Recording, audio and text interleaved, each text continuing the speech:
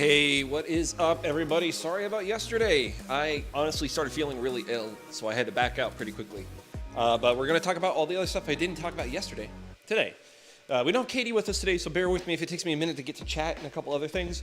But we're going to be mostly talking about the Neptune 4 and a couple of the other things I want to talk about yesterday. So just bear with me for a few more minutes, still getting the camera set up. But we'll be starting here very, very shortly. See you soon.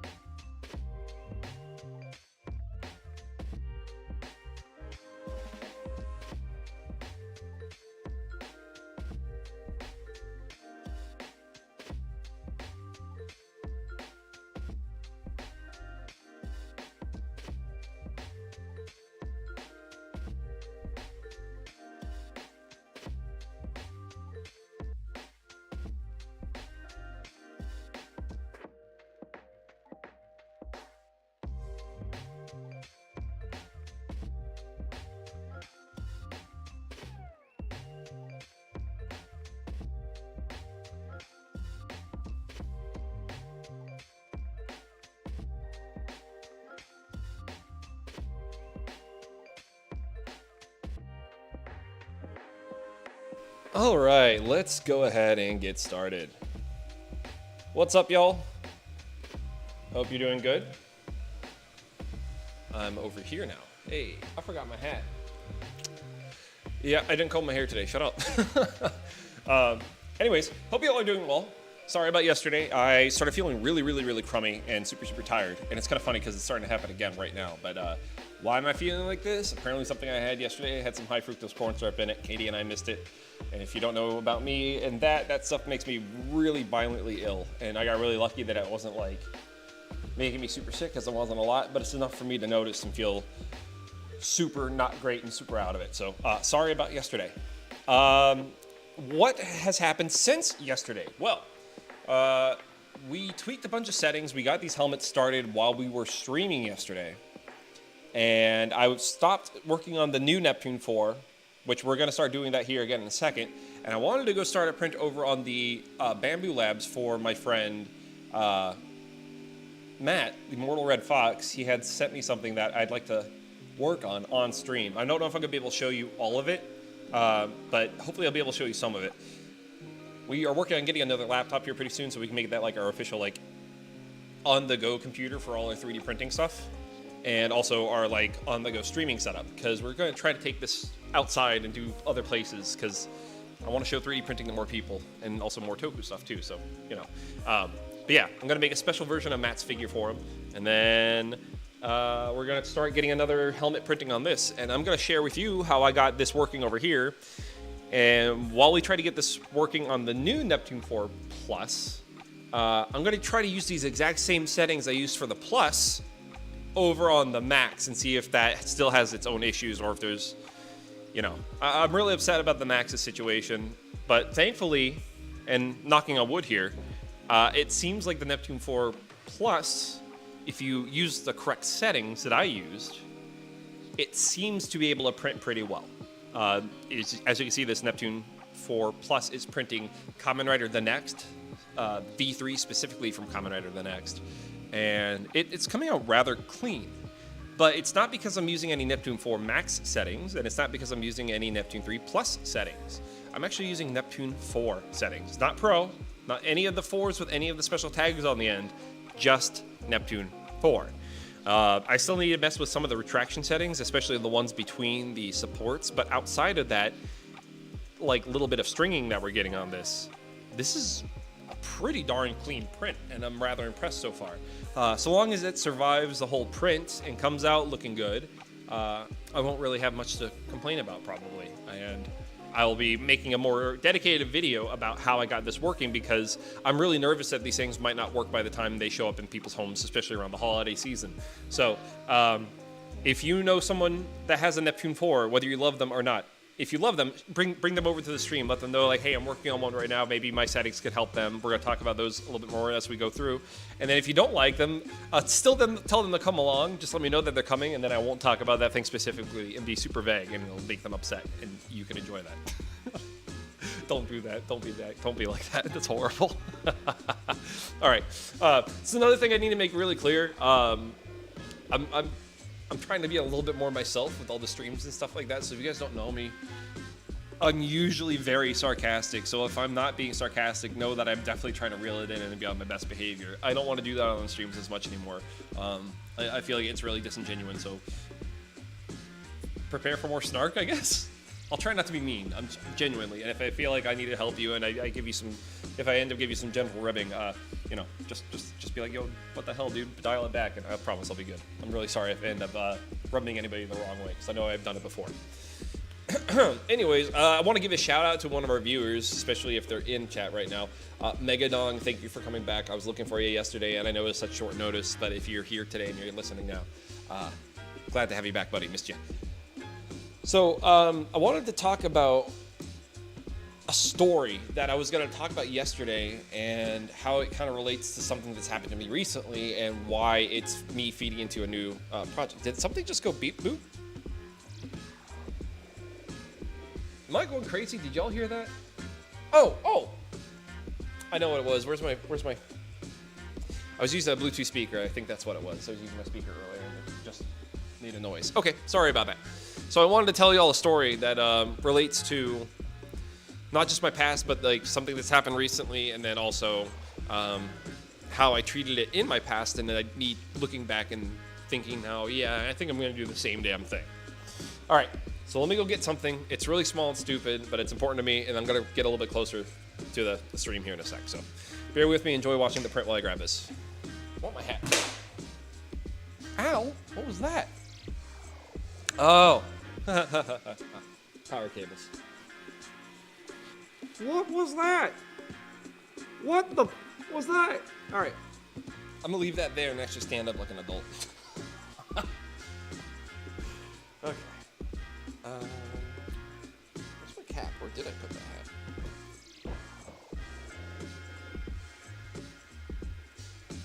I don't know what I did with my hat.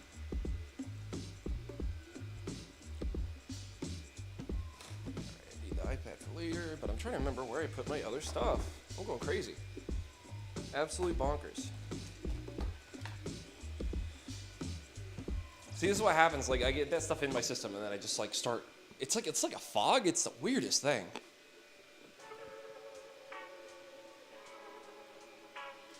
Where did I put any of this stuff? Oh my God, y'all! What is wrong with me? Oh, I know where I put it. I see it now. It's hiding. There it goes. Cool, okay. So I found the thing I was going to talk about, but now I'm trying to find my baseball cap, and I don't know. Oh! It's on the couch. It's on the couch. Give me a second, y'all. Sorry. Also, the front door is open, so if somebody's in here going to murder me, can you wait till after the stream? That'd be great. All right, there we go. Baseball cap on. Dusty's happy. Okay. I'll bring myself up closer, and I'll show you all something. Oof. So, I don't tell this story often, but I figure I should probably have this on record just because it's one of my favorite stories to tell, but I usually don't tell it often. For those of you who don't know me very well, I'm very petty and can be very spiteful. It's something I've worked on for a long time, but usually when it comes down to something where I know what I'm talking about, or I'm trying to be helpful and people don't listen to me, something about that just like blows my mind every single time, and I get to be so frustrated. But so long as the end result they get is what they want, I usually let it go. But I tried to think back to like one of the earliest instances when this happened to me, what I did to get around it, and what ended up happening because of it. So I figured maybe some other people have experienced something similar to this, and I'm actually kind of interested to hear what your story is if you have one like it. So, give me 1 second to get my leg around here. Yep, gross, disgusting feet. Yep. There we go. I made it onto the foot wiki. It's one thing I've been trying to avoid this whole time. I should have wore socks. Oh well. So we're gonna close that a little bit too, so we make sure we don't have one of those infinite loops. Anyways, so here's the story. See this thing right here? This is a little statue. It's a little trophy I got. And it says, Winner, Bridge Building Competition, American Council of Engineer Companies, North Carolina, Engineers Week, February 2023. So I've had this thing for 20 years at this point. So I was about 11 or 12 when I got this. So here's the story. Here's how I ended up winning this, because I wasn't supposed to win this. The guy that ran the competition had some fucking integrity and did the right thing for me. So that's what I want to tell is that whole story. So my great-grandfather, but more specifically my grandfather was an engineer. He used to build buildings. If you go to Seattle's SeaTac, that airport, that spiral garage thing where you drive your car up the spiral and goes up, that was one of the first ones built in the United States. And my granddad actually worked on that and helped design it. And it's one of our little claims to fame. Like, we love that. That's one of our things where we're just like, hell yeah, we helped Seattle. It's awesome. So yeah, it's in my blood. I know building stuff is in my blood. It always has been.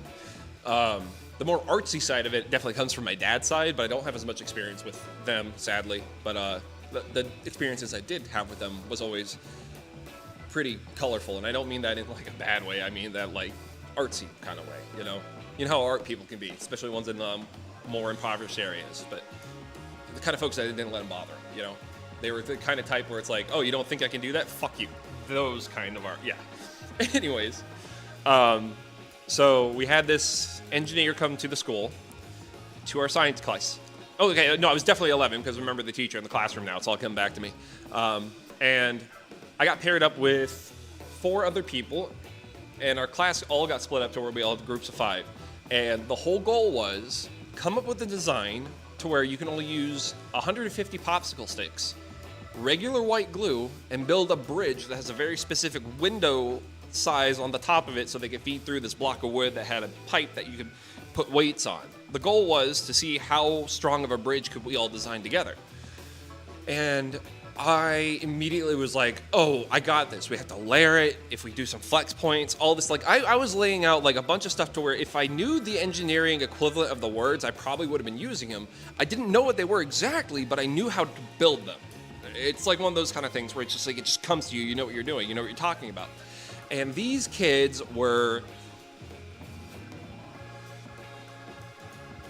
let's put it this way, they needed to be in the remedial science class for a reason. I was only in there because I was new to North Carolina at the time. They really didn't have any of my paperwork or any of that stuff, so I really got screwed. I'm not kidding when I say when I moved from Seattle and moved to North Carolina, it was kind of like going from the year 2005 in the year 2001, in the year 2000, to going to North Carolina, and it's still the year 2000, but it feels like 1985. It still feels like it's 20 years behind now. It's nuts. Anyways, so these kids sucked. They didn't want to listen to anything I had to say, and we were kind of forced to build what the hell that they wanted to build, because that's just how group stuff goes. And eventually I got to a point where I was really frustrated and tried to tell my teacher, like, hey, look, I'm not really cool with being in a competition where I know what I'm talking about and these people aren't going to like work with me. Can I either do this by myself? And she's like, if you can provide your own material, sure, but we might not be able to count it officially. This teacher was a pain in the ass. She always tried to give me a D in science. I am not a D science student. I know what the hell I'm doing in there, and that's what I hate about North Carolina, was that the science I was talking about was the kind of stuff where they didn't want to believe in it. So I think that's the reason why I got my grades I got. Anyways, Darwinism. Like I said, very petty, very, very, very salty at all times.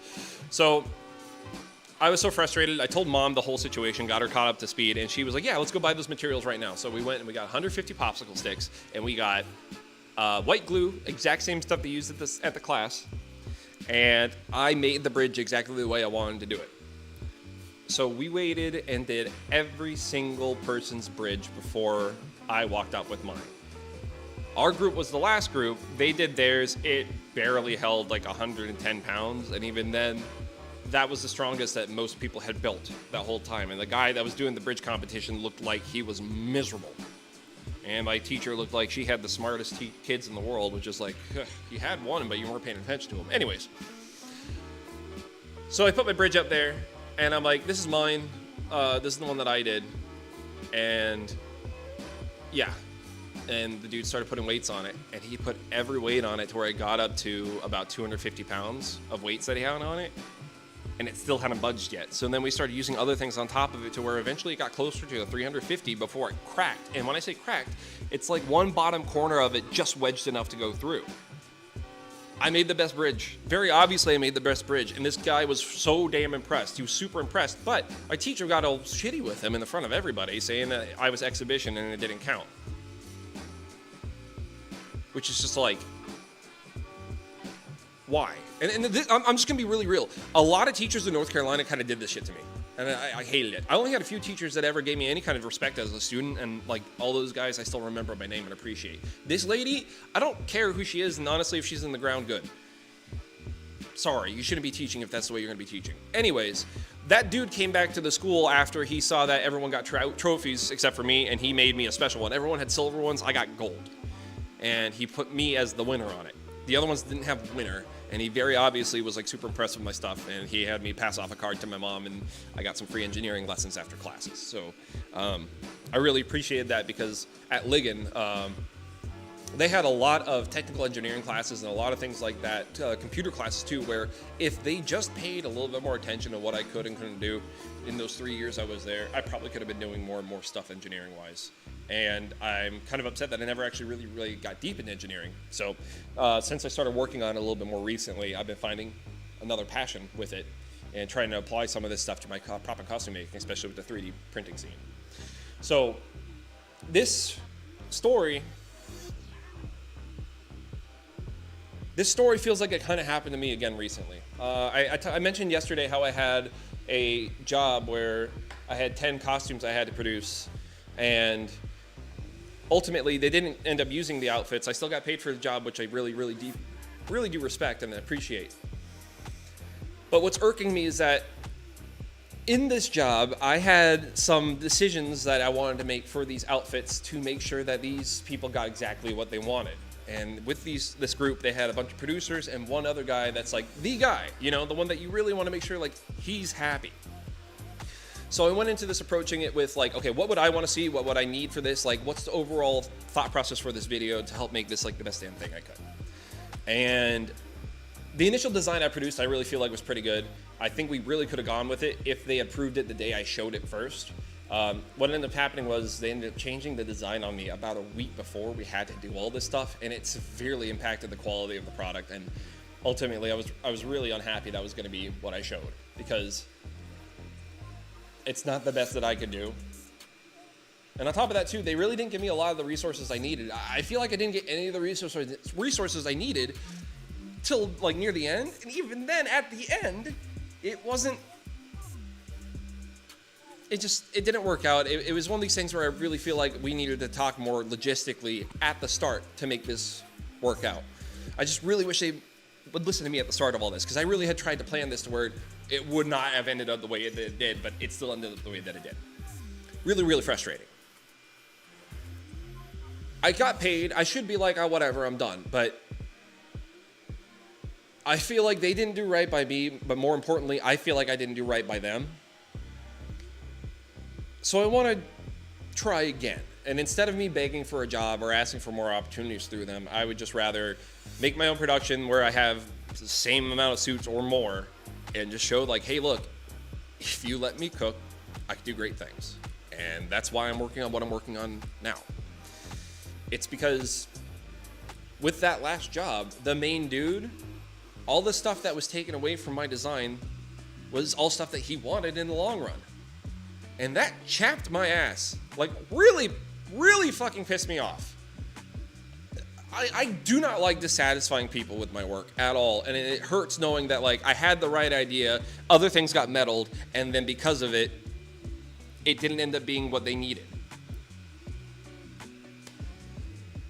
So I don't want something like that to happen again. But instead of me, like I said, begging for more work, I'm just going to make my own thing first and then show it to them. And then if they end up liking what I did, I'd hope they'd give me another chance, but actually hear me out on some of it. Because, very bluntly, when it comes to 3D printing, when it comes to prop and costume making, when it comes to a production, I know what I'm talking about. And it's not because I have any degrees or anything like that, far from it. I don't quite have any. But what I have done in the last 15 years of my life, which is pretty much a big chunk of half of it, is dedicating a lot of my time to learning a lot of this stuff on my own and trying my damnedest to share it with other people one way or another. Sometimes I'm not good at it. Sometimes I'm, quite frankly, kind of a jackass and an idiot. And I feel like I was like that at the end of the project. And if any of you people that worked on that project with me saw me like that, I'm really sorry. But I hope you understand why. It's because I'm passionate about what I do. And I'm passionate about making sure I do the right thing and the best I could possibly do with it. Sometimes it doesn't happen. I'm not trying to be a perfectionist. Perfection is quite far from it. But I would like to at least try to hit my mark, not shoot near it and hope we got for the best. I'm not one of these people that's like, shoot for the moon, you'll land in the stars. No, don't shoot for the moon. You might just end up in a void vacuum of space or, God forbid, a fucking black hole.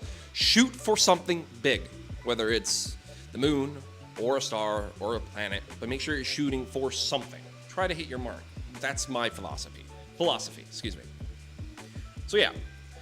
So that's why we're working on this new Shin Kamen Rider parody project. I talked about it yesterday a little bit briefly, but Mega 64 really inspired me with their videos they did, their Sweden ones, and I kind of want to do the same thing, but more of like a high-budget Sweden thing, because I think it's so ironic, the idea of a high-budget Sweden video.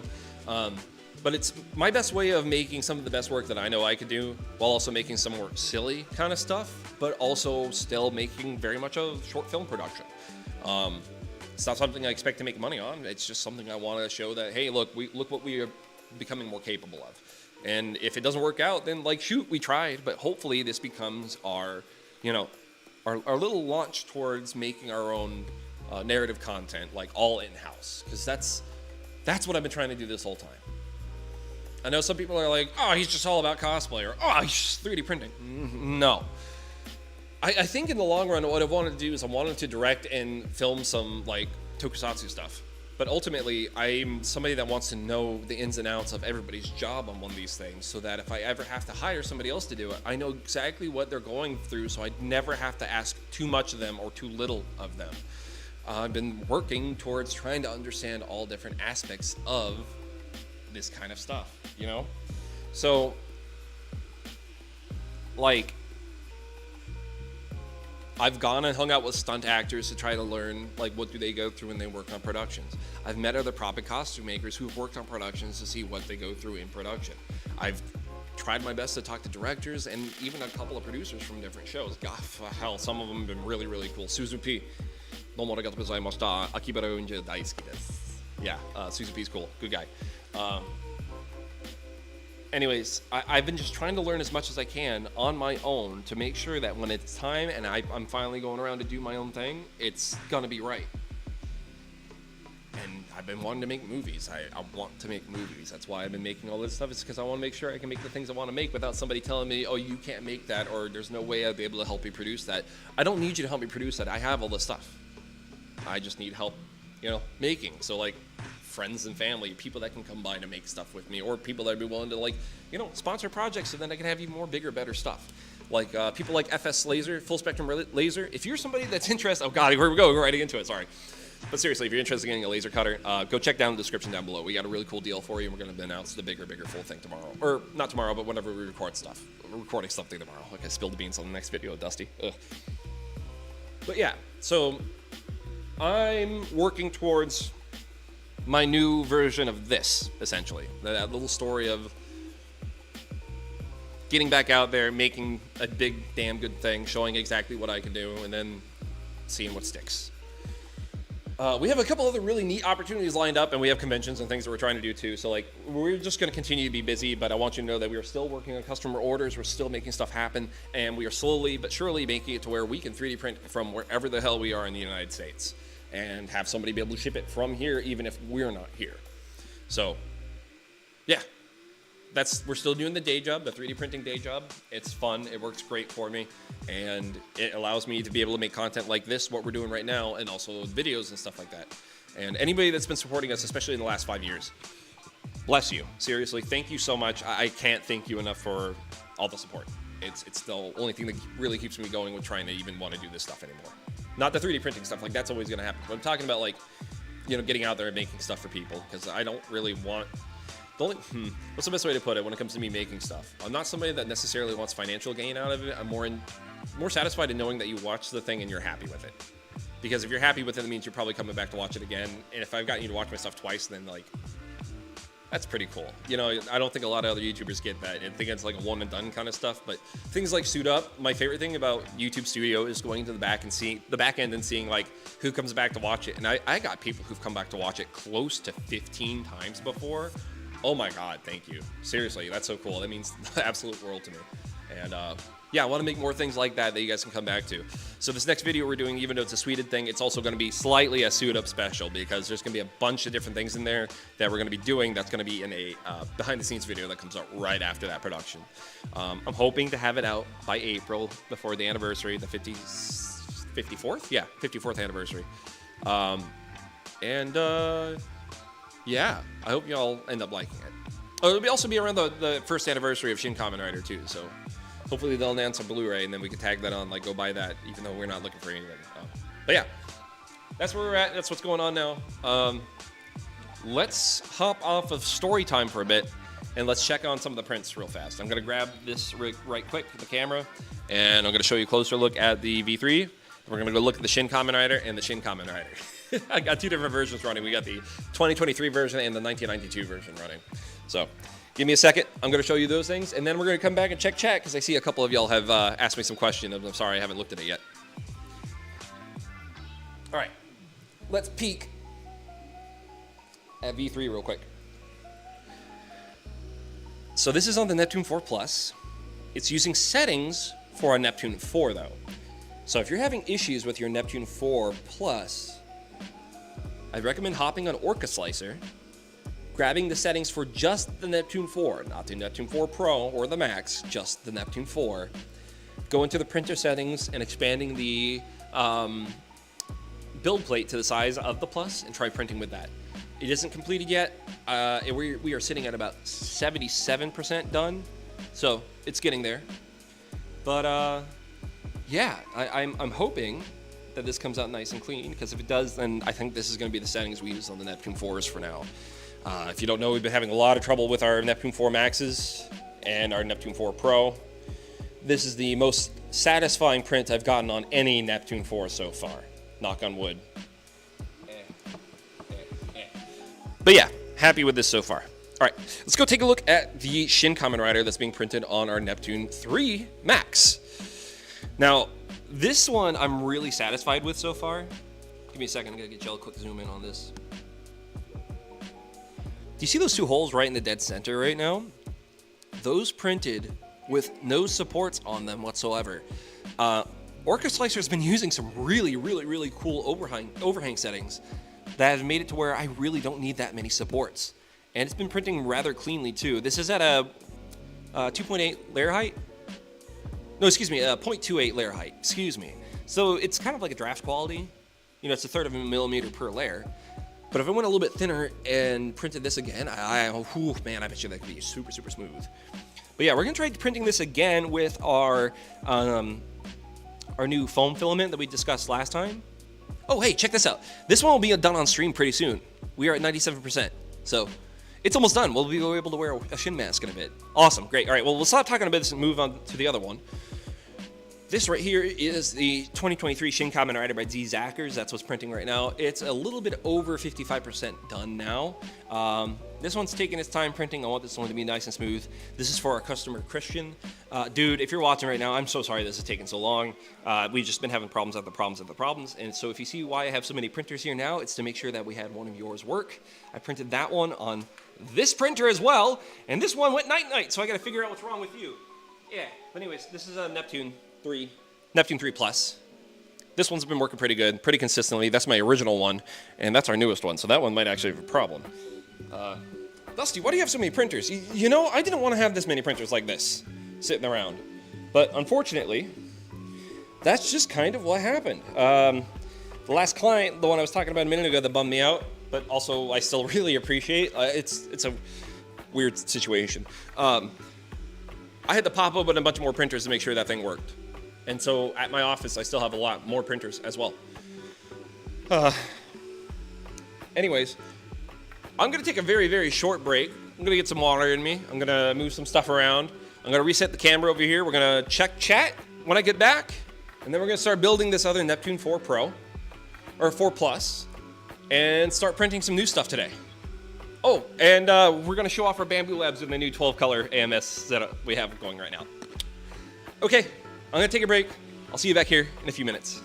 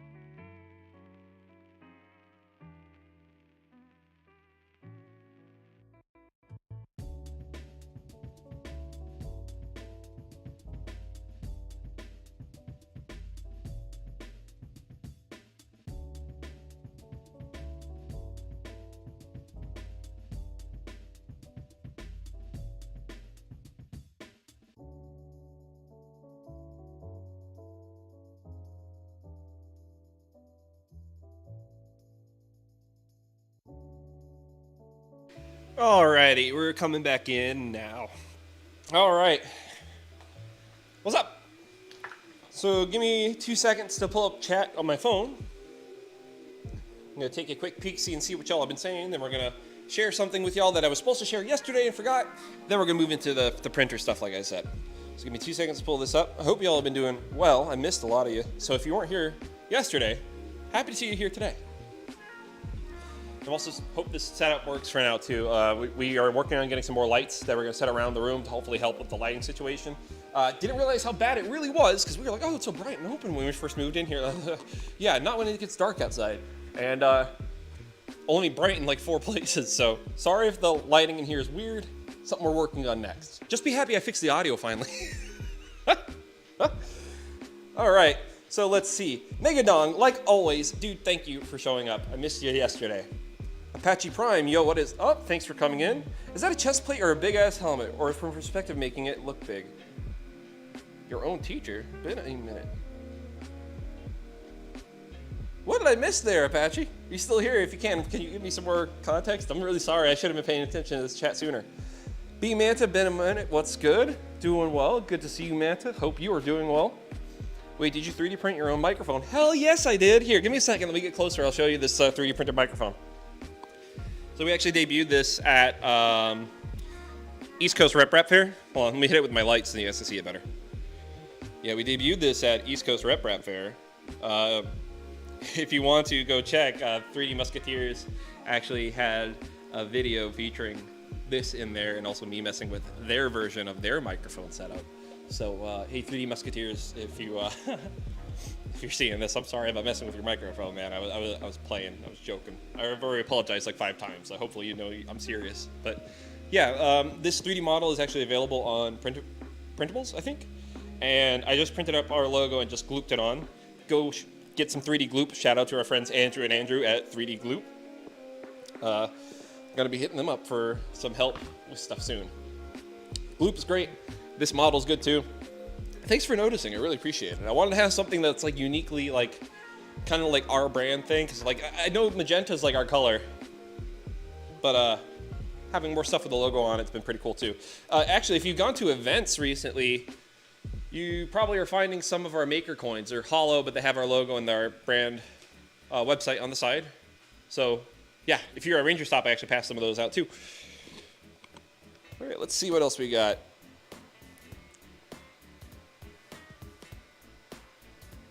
Is that Shin Kamen Rider or Kamen Rider Shin? Yes, it's both of them, Megadong.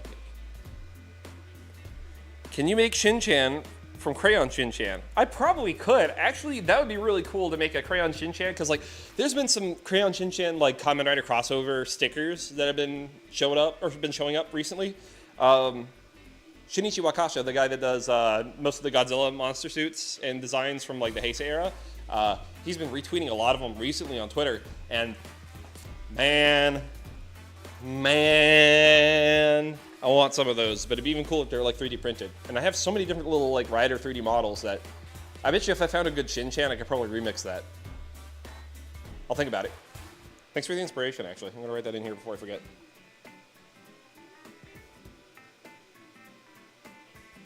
All right, cool. All right, let's get back to chat real quick. What's up, Nathan? Hope you're doing good. It's a helmet, and you were telling a story about a shitty teacher you had. Yeah, dude, like, it's not just that one shitty teacher. Like, I had a bunch of shitty teachers, and it bums me out that, like, there were probably a lot of other kids just like me that weren't stupid. They just needed, like, a different kind of focus or attention on them. Like, I've recently pretty much put together, like, I got bad ADHD, and I'm actually trying to go find somebody to help me out, treat some of this crap.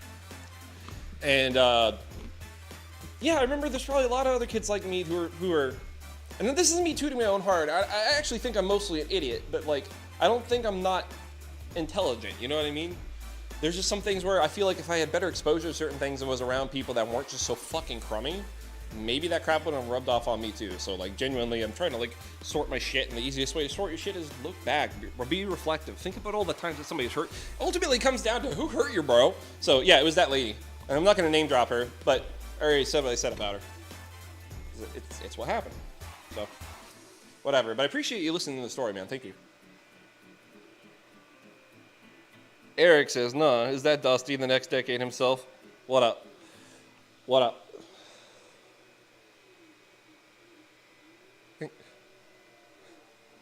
Whoa. What's going on? YouTube's just showing a bunch of stuff. But yeah. What's up, Eric? Hope you're doing good. Been a little while. I've been busy, but slowly but surely gonna try to make like streaming on the weekends like a thing, like a more serious thing. Like we'll hang out on the weekends. Katie's gonna be working on most weekends now, and I get lonely in this house. We do have our mascot, but it's his nightly I'm taking a nap time instead of his, 3 a.m. Hey, why are you guys going to bed? Screaming outside our door time. So one of these days, Takumi will be on stream, and we're actually gonna be moving over there for this stream because. Yeah, this table. If you guys don't know, we're actually moving out of the office. Currently, the office is getting converted from being a 3D printing studio to a partial 3D printing studio because we got a room across the way. And the other half of it's going to be like a blue screen room. That's where we're going to be filming a lot of our Shin Kamen Rider project that's coming up. So, Nathan says they caught a three-peater attempting to shoplift at Spencer's today. Yo, what are you trying to steal at Spencer's that is so worth stealing? There's nothing you could steal at Spencer's and give to me that would be like, yes, this was worth stealing, or even being like, yes, this was worth buying. Like, there's a few things at Spencer's where I can understand somebody would be like, oh, that's kind of cool, I can fuck with that, and they grab it. That's like the most they're ever gonna buy from them in the next 10 years, right? But then, like, what are you stealing from Spencer's? I don't get it. People are dumb. Don't tell me it was a toy. You know what I'm talking about. If it was, then that's really pathetic, but also really funny. I'd love to hang out with you when you're at work and whenever Katie's at work and I'm not at work. If you get some free time, just let me know. You got my number. Text me. Hell, if you want to be at the stream sometime, I'll let you be Andy Richter to my Conan. That'd be cool. Let's see. All right, so it looks like we're mostly caught up on chat. Kamen Rider Legend. Yeah. Okay, let's talk about that real quick. I had a minute to actually sit and watch it. I'll be completely real with y'all. The last thing of Geets I saw was right after Geets got his big power-up stuff. I had to stop, take a break, had to focus on work stuff more, and then that's admittedly the first time in my life since I started watching Kamen Rider that I've missed a weekly watching. I had a good solid run there, almost 15 years. It's a bummer. Anyways, haven't really watched much of Gotchard either. I've been wanting to sit and watch it with Katie. We've been downloading the episodes, so like we still download the episodes. We just haven't had a chance to really sit and watch. We've been too busy working, planning stuff. But I got to sit and watch the Legend bit. The thing that everyone says about Hotaro that I thought was going to be about Hotaro was totally right. Trying to be forgiving of it. Legend himself seems cool. I don't know how I feel about the gorgeous whatever the hell. But I'm going to be completely honest. I would have much preferred if he was just a plain yellow kind of rider. I know what they were going with the gold, but I'll be completely real. I'm tired of gold Kamen Riders. I think it's very gaudy. They're so overused. Like, we don't have any like solid yellow riders, at least not ones that I can think of off the top of my head besides like maybe Robo Rider. But yeah, I think that would have worked better for the whole CMYK printing theme that Decade did have, because I think he filled in for yellow pretty good, because Kuga is supposed to be black in that situation. But I digress. I like what they did with the form changes. I'm glad that it isn't just exactly, like Decade where he just pretty much mimics them. But yeah, Legend's okay. I hope they bring him into the show. Sounds like some things are getting shifted around. Don't look into that too deeply, so you didn't hear it from me. Did you finish the Fives cosplay? No, Fives is currently sitting at the office, and he's like kind of bummed out looking, and it bums me out too. But there's a couple reasons why I haven't jumped back on it yet. Leading up to Open Sauce, after I did all the work on that suit and then getting there and then not being able to really wear it the way I wanted to or putting any of the LEDs in because there's so much other stuff happening before going to Open Sauce. Like Open Sauce, logistically getting there was a nightmare. It was really, really tough. We straight up came from the other side of the country. We came with as much as we could. I really actually hurt my back and my arms and stuff from that too. So like, if you haven't noticed, I've been like hobbling and kind of hurting recently, and I'm kind of slowly piecing together. Oh yeah, I've been pretty physically like demanding of my body this year, and I think it started with Open Sauce, lugging our cases of stuff from our hotel to the convention and back out. That sucked. But we actually ran into some of the dudes that I've seen on Mr. Beast videos and worked with Mr. Beast at Open Sauce that helped us take our boxes from the convention out to the side to help us get up onto an Uber and out of there. So any of those boys that was there and helping us, I think it was Nolan. Nolan, you might have been there. If it was you, thank you so much. You were really, really helpful. Thank you so much. But yeah, like I hurt myself dragging that stuff along, and yeah, we got Fives home, and then as soon as we got Fives back home, that's when I got picked up by that client that wanted those 10 costumes, and we had to kind of put them to the side for now. So we still have it. Actually, not all of it's out of the office. Some of it's here because I was going to try to re-sand it down, get it nice and clean because I rushed through some of it. I think Fives is going to be my long-term cosplay project to make this like, this is the suit that I'm gonna take to events to be like, this is what I fucking do, right? But we're gonna back burner that until we get done with this Shin Kamen Rider video and Suit Up Ultraman. Suit Up Ultraman is going to be coming up right after the Shin Kamen Rider video, because we're actually making an Ultraman for somebody in the middle of this Kamen Rider video too. And what happened to all the suit up footage you did before, Dusty? If you listened to me yesterday, I had a really bad fall at the office, and I landed on my camera and my phone, and those two things in tandem had all my footage, and the SD card got completely botched, and my phone got completely shattered, like bad shattered, like bent. And we tried to save all the stuff off of it, and I couldn't save that, and I actually lost some of my wedding and other stuff too. So, huge bummer. Good news is, camera's repaired, working well, tested it. We did a whole 24-hour run on it. It's working good again. Got a new phone, but sadly, we got to reshoot all of Ultraman Suit Up, because I didn't get all the footage off my stuff yet, and kind of hard to show you all how to do something when it's not there, right? So, really sorry about that, but bear with me. I didn't want to take 2 years between each series of Suit Up, so 2024, our goal is to try to have at least 2 series of Suit Up done next year. We're going to probably revisit Kamen Rider or Super Sentai. We'll see what happens for the second one, but the first one that's going to be this year is Suit Up Ultraman, and the behind-the-scenes special for this Shin Kamen Rider thing we're working on now. But yeah, just hang on. Well, we're going to be bringing back Fives probably sometime in 2024. If not 2024, definitely early 2025, because I'm going to be too busy in 2025 to do anything after probably winter.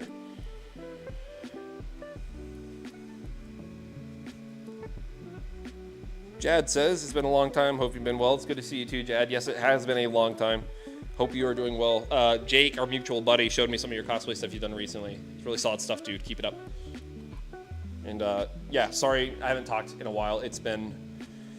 I've had to be very selective about the people I've talked to or had to be around recently. And nothing against you. It's nothing against you at all. Just been, you know, testing the waters with everybody. So if I've seemed like a complete flake, I'm really sorry, dude. The bike from Xaid. What about the bike from Xaid? Oh, Reiwa Decade bike from Xaid. Man, Prime, I'm sorry I keep missing this stuff. Omazia was top tier for me. Then again, I don't watch too much Kamen Rider these days. Yeah, I want to get more into watching more Rider stuff again. There's something after Shin Kamen Rider, like, kind of just set me on, like, damn, that was the best thing we're going to see for a couple of years, ain't it? And it's really starting to feel that way, and I'm upset about that.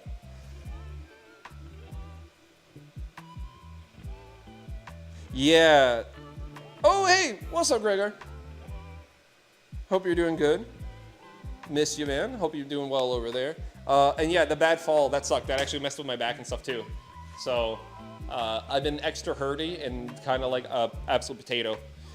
So I was in a bad car accident about 10 years ago at this point, and I thought I was like over all this stuff. But like after the fall, I kind of hit myself in some places that I also got hurt when I was in the accident, and I'm starting to realize, damn, maybe I didn't recover as well from that as I thought. So yeah, I've just been kind of like a hurdy pile of whatever the hell. That's actually another reason why I probably didn't wear my Shin Kamen Riders or my OG Kamen Rider suit at Ranger Stop for too long. I was super hot, super sweaty because it was like 80 degrees in November in Florida. Who knew? I knew. I still did it. Idiot. And then, yeah, like I just hurt myself. So it's like walking and like hobbling and not quite getting my full pose out of it. And I need to take this off and just be Dusty for this weekend, I think. And that's okay. I want to come back to doing cosplay stuff, but I really do feel like I'm probably in my last decade of like dressing up myself. We'll see how it goes in the future. But if I'm going to start producing movies and stuff like that, it's probably going to be a little bit less of me making stuff for me and me more making stuff for other people. And I'm fine with that. I just want to make sure I keep making stuff. That's all I care about. I want to keep making cool shit. Thank you, Mance. Appreciate that. Thank you. Eric asked, have you ever seen Metal Kaiser? I don't think I've seen Metal Kaiser. I don't think I've heard of it before. That sounds cool. I'll have to check that one out. Ano did set the bar pretty high with that Shin Kamen Rider video, but then again, it's like, it's been a long time since anybody's like made like a thing where it's like, yo, this is Kamen Rider. Like, this is bluntly just Kamen Rider, and I missed that. That was kind of cool. We should start a Kamen Rider club and do some sort of watch-alongs in the Discord or something. Speaking about Discord, okay, so I do not use Discord as much as I used to. I want to slowly start using it again, but I don't really know how. Discord's like the one thing where it makes me feel like I'm fucking 50 and not like 30 when I'm on the computer working with it. And it makes me understand what my parents probably went through when the computer age was starting. So, oh Lord. We have a Discord. It's very dead right now, but eventually we're going to try and slowly start bringing it back. Until then, just follow me, hit around on Twitter. Honestly, it'll be the best way to watch me or my stuff. Or you can go to the website. Speaking of the website, if you want to comment or write a club kind of thing, I got to go through and see who's signed up recently. I haven't gone through to approve anybody yet. But we are slowly trying to add people in, and we have a mini forum that's dedicated to prop and costume making. So if you're interested in that, it's not super filled out now, but if you make props and costumes and you're a member of our site, go jump over onto those little mini forums and see what we could do to, start getting those going. I want to bring back the cosplay community thing I did on Facebook a few years back, but I want to do it in a way that's like not Facebook, better moderated, and like solely dedicated to make sure people know and learn how to make this stuff, whether it's on a really cheap, simple budget or onto the more higher end, can afford a 3D printer kind of thing. Yeah. So, appreciate that, but we got other things to move around. If you're actually into web development and stuff like that, shoot me an email at dustin@thenextdecade.co. If you're interested in helping me with that kind of stuff, I'd be more than willing to check out your portfolio and see what we can do.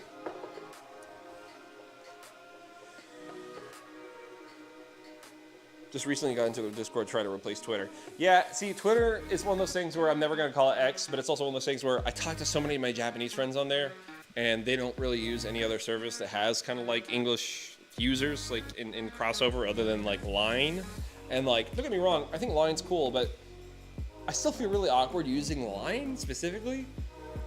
Plus this way, it's like I can see what they're talking about outside of like what I'm talking about, and I can learn more about like some culture stuff that they like to do and they share with us online. And it's, I don't know, something about Twitter is kind of fun because it's like, feels like I'm shouting into the void and then the void shouts back, and sometimes what it shouts back is actually kind of neat and informative and not just somebody screaming political opinions at me.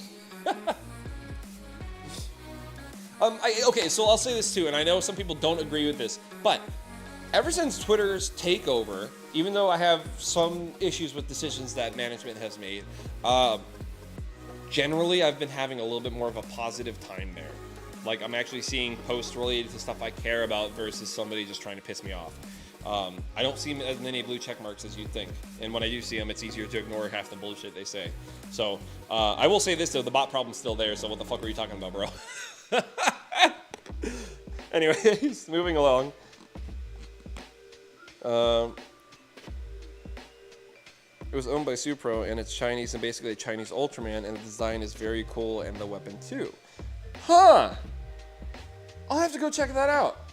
Haven't heard of it yet. I will definitely be looking into it. Thank you.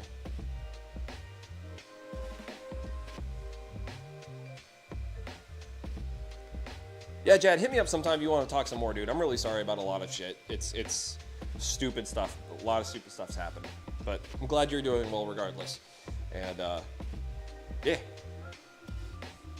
Good to see you too. Finally caught up with Shin Kamen Rider. It was good, but to me it looked like it could benefit more from being a mini-series. See, that's another thing I would say. I feel like Black Sun might have worked better as a movie than it did as a mini-series. So, I feel you, but rumor going around, and I don't know if this is confirmed, but this is just some rumblings I've heard. I may have misread something too. My Japanese reading skills are dog shit.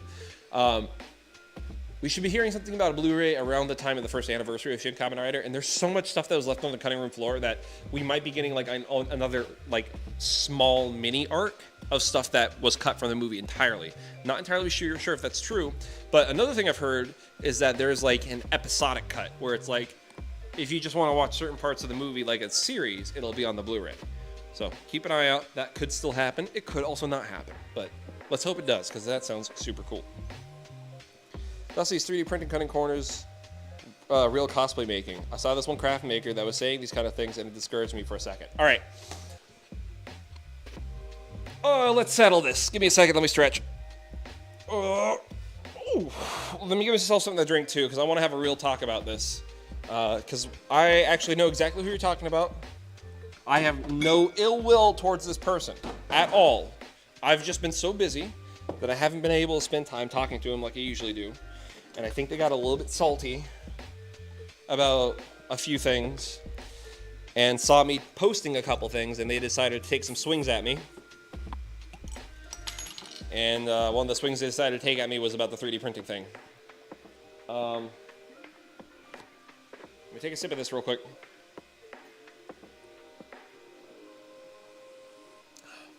Right, I said my piece on Twitter, but I'll say it again here so it's like on the record and everyone understands. You don't just walk up to a 3D printer and hit start and suddenly you're a great cosplayer. That's just not what happens. That being said, you going up to your printer and hitting start doesn't make you a cheater when it comes to making this stuff either. Now, for example, because it's in front of me right now, I have this Ichigo helmet. It ain't perfect. It's got a bad layer shift in the middle of it. And the eyes aren't the color that I want. I'd have to cut out these eye holes, and there's a lot of layers that I still need to sand down and do stuff with in order to make this a usable prop. Does that sound like something that sounds like a cutting a corner or cheating? Because I don't think that's cutting a corner or cheating. I think if anything, it's a tool that helps you cut out things like Pepakura, and you can do this instead. You still have to do a lot of work to finish this and make it wearable. And I kind of like that in 3D printing, you're printing somebody else's 3D art in order to make your art. It's not necessarily a template, but it's your kind of like a variant, or it's kind of like covering a song. You know what I mean? This is your version of that person's thing. And you don't even have to use their version. You can model your own.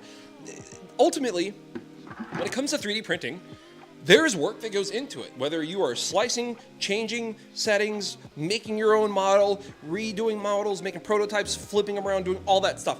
This isn't just one of those things where you walk up to a press start. So here's where I'm going to start throwing some shade first to this person. I tried to help this guy get a 3D printer pretty early on. What he could afford at the time was probably something along the lines of a resin 3D printer. Now, I, at the time, had worked with some resin 3D printers. Hold on, my fridge is still open.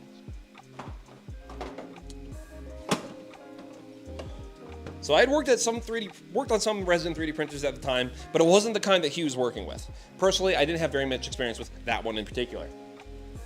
But I do know for a fact that if they went online and looked, there were so many resources to make that kind of printing work. How do I know that? Because since then I've learned how to do that kind of printing, and it worked. They didn't want to take the time it took to learn how to make this thing work. In a really ironic way, they wanted it to be the press the button shortcut that they still think of it as. It's damn. So yeah, that's a little bit upsetting. They decided to say that and treat people like that.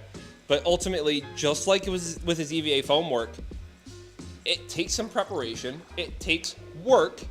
Any kind of making your own cosplay takes work. So if you're making something with foam or you're making something with 3D, it doesn't matter to me how you do it or any of that. What it comes down to, did you make some cool shit?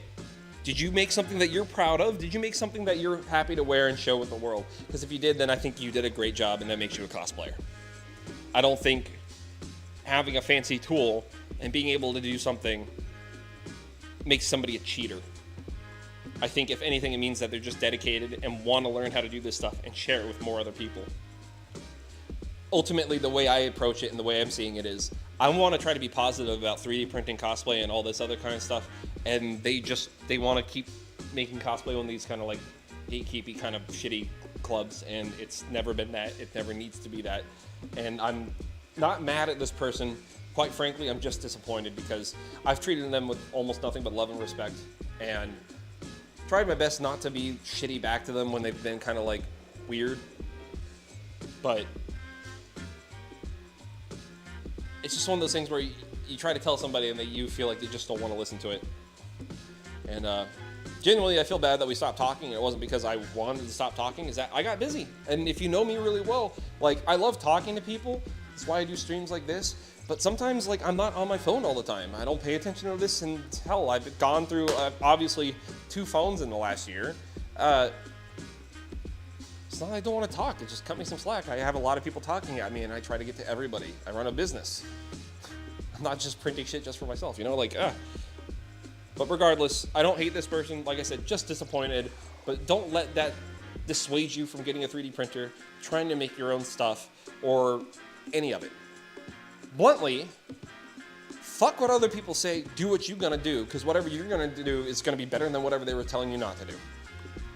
So get out there and do. Do.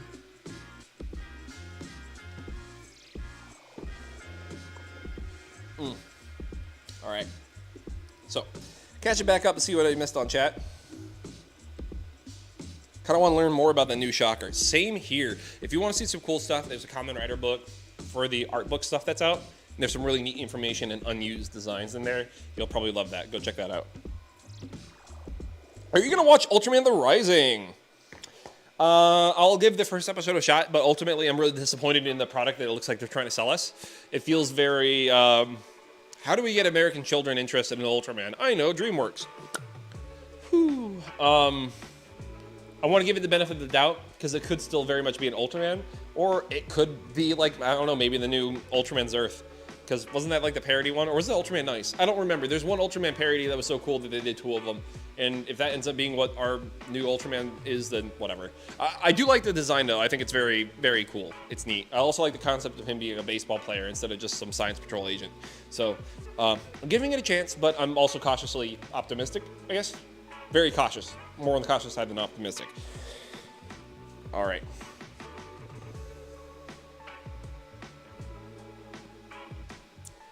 Eric says, oh, wait, I think I know who you're talking about. They were disrespectful to me a bunch, and I tried to be nice and a friend to them. Eventually, I walked away because they kept making scooches a bunch and kept bursting out on me. I let them have my order money because I didn't care about a refund. I just cared about being treated like a person. I feel that, and, like, that's another thing, too, that, like, I was trying to express is that I've done that, too, where I've taken on orders and then very obviously I wasn't able to fulfill them, or I had other things going on and I wasn't able to dedicate my time to them. It was disrespectful to them, their work that they put into earning that cash, and it was disrespectful to them because they came to me for this stuff, and I should have treated them better. And that's the thing too. It's like you get 1 or 2 of those, that should be enough for you to learn and try to change things. And I'm really sad that this happened to you, and that happened through this person as well.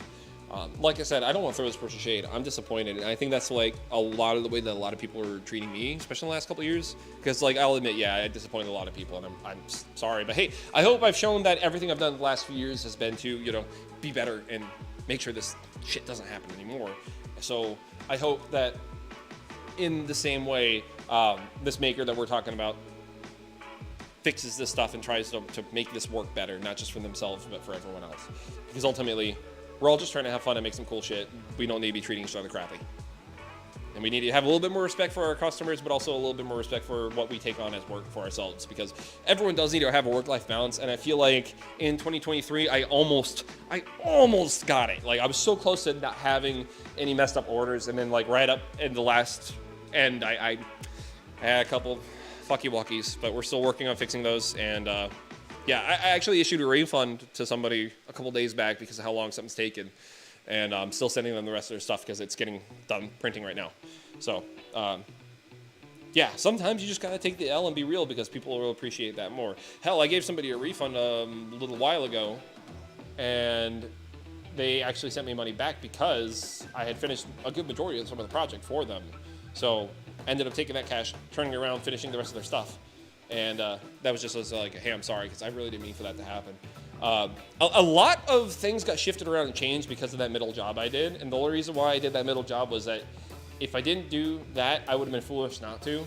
But I'm still frustrated about how a lot of things worked out. So I'm trying to make up for my mistakes one way or another, whether it's be I get the job done like I said I was gonna, or I give the cash back and make sure I do the job the way you wanted it before you decide what you want to do with the cash.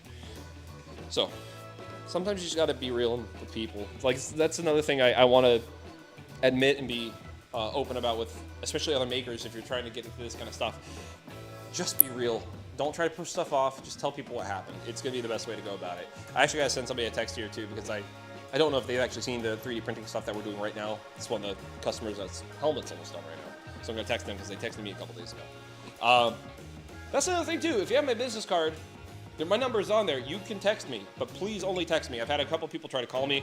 The phone line I don't use that phone line at all for anything. It's purely just a text. So if you get a text me. Best way to text me.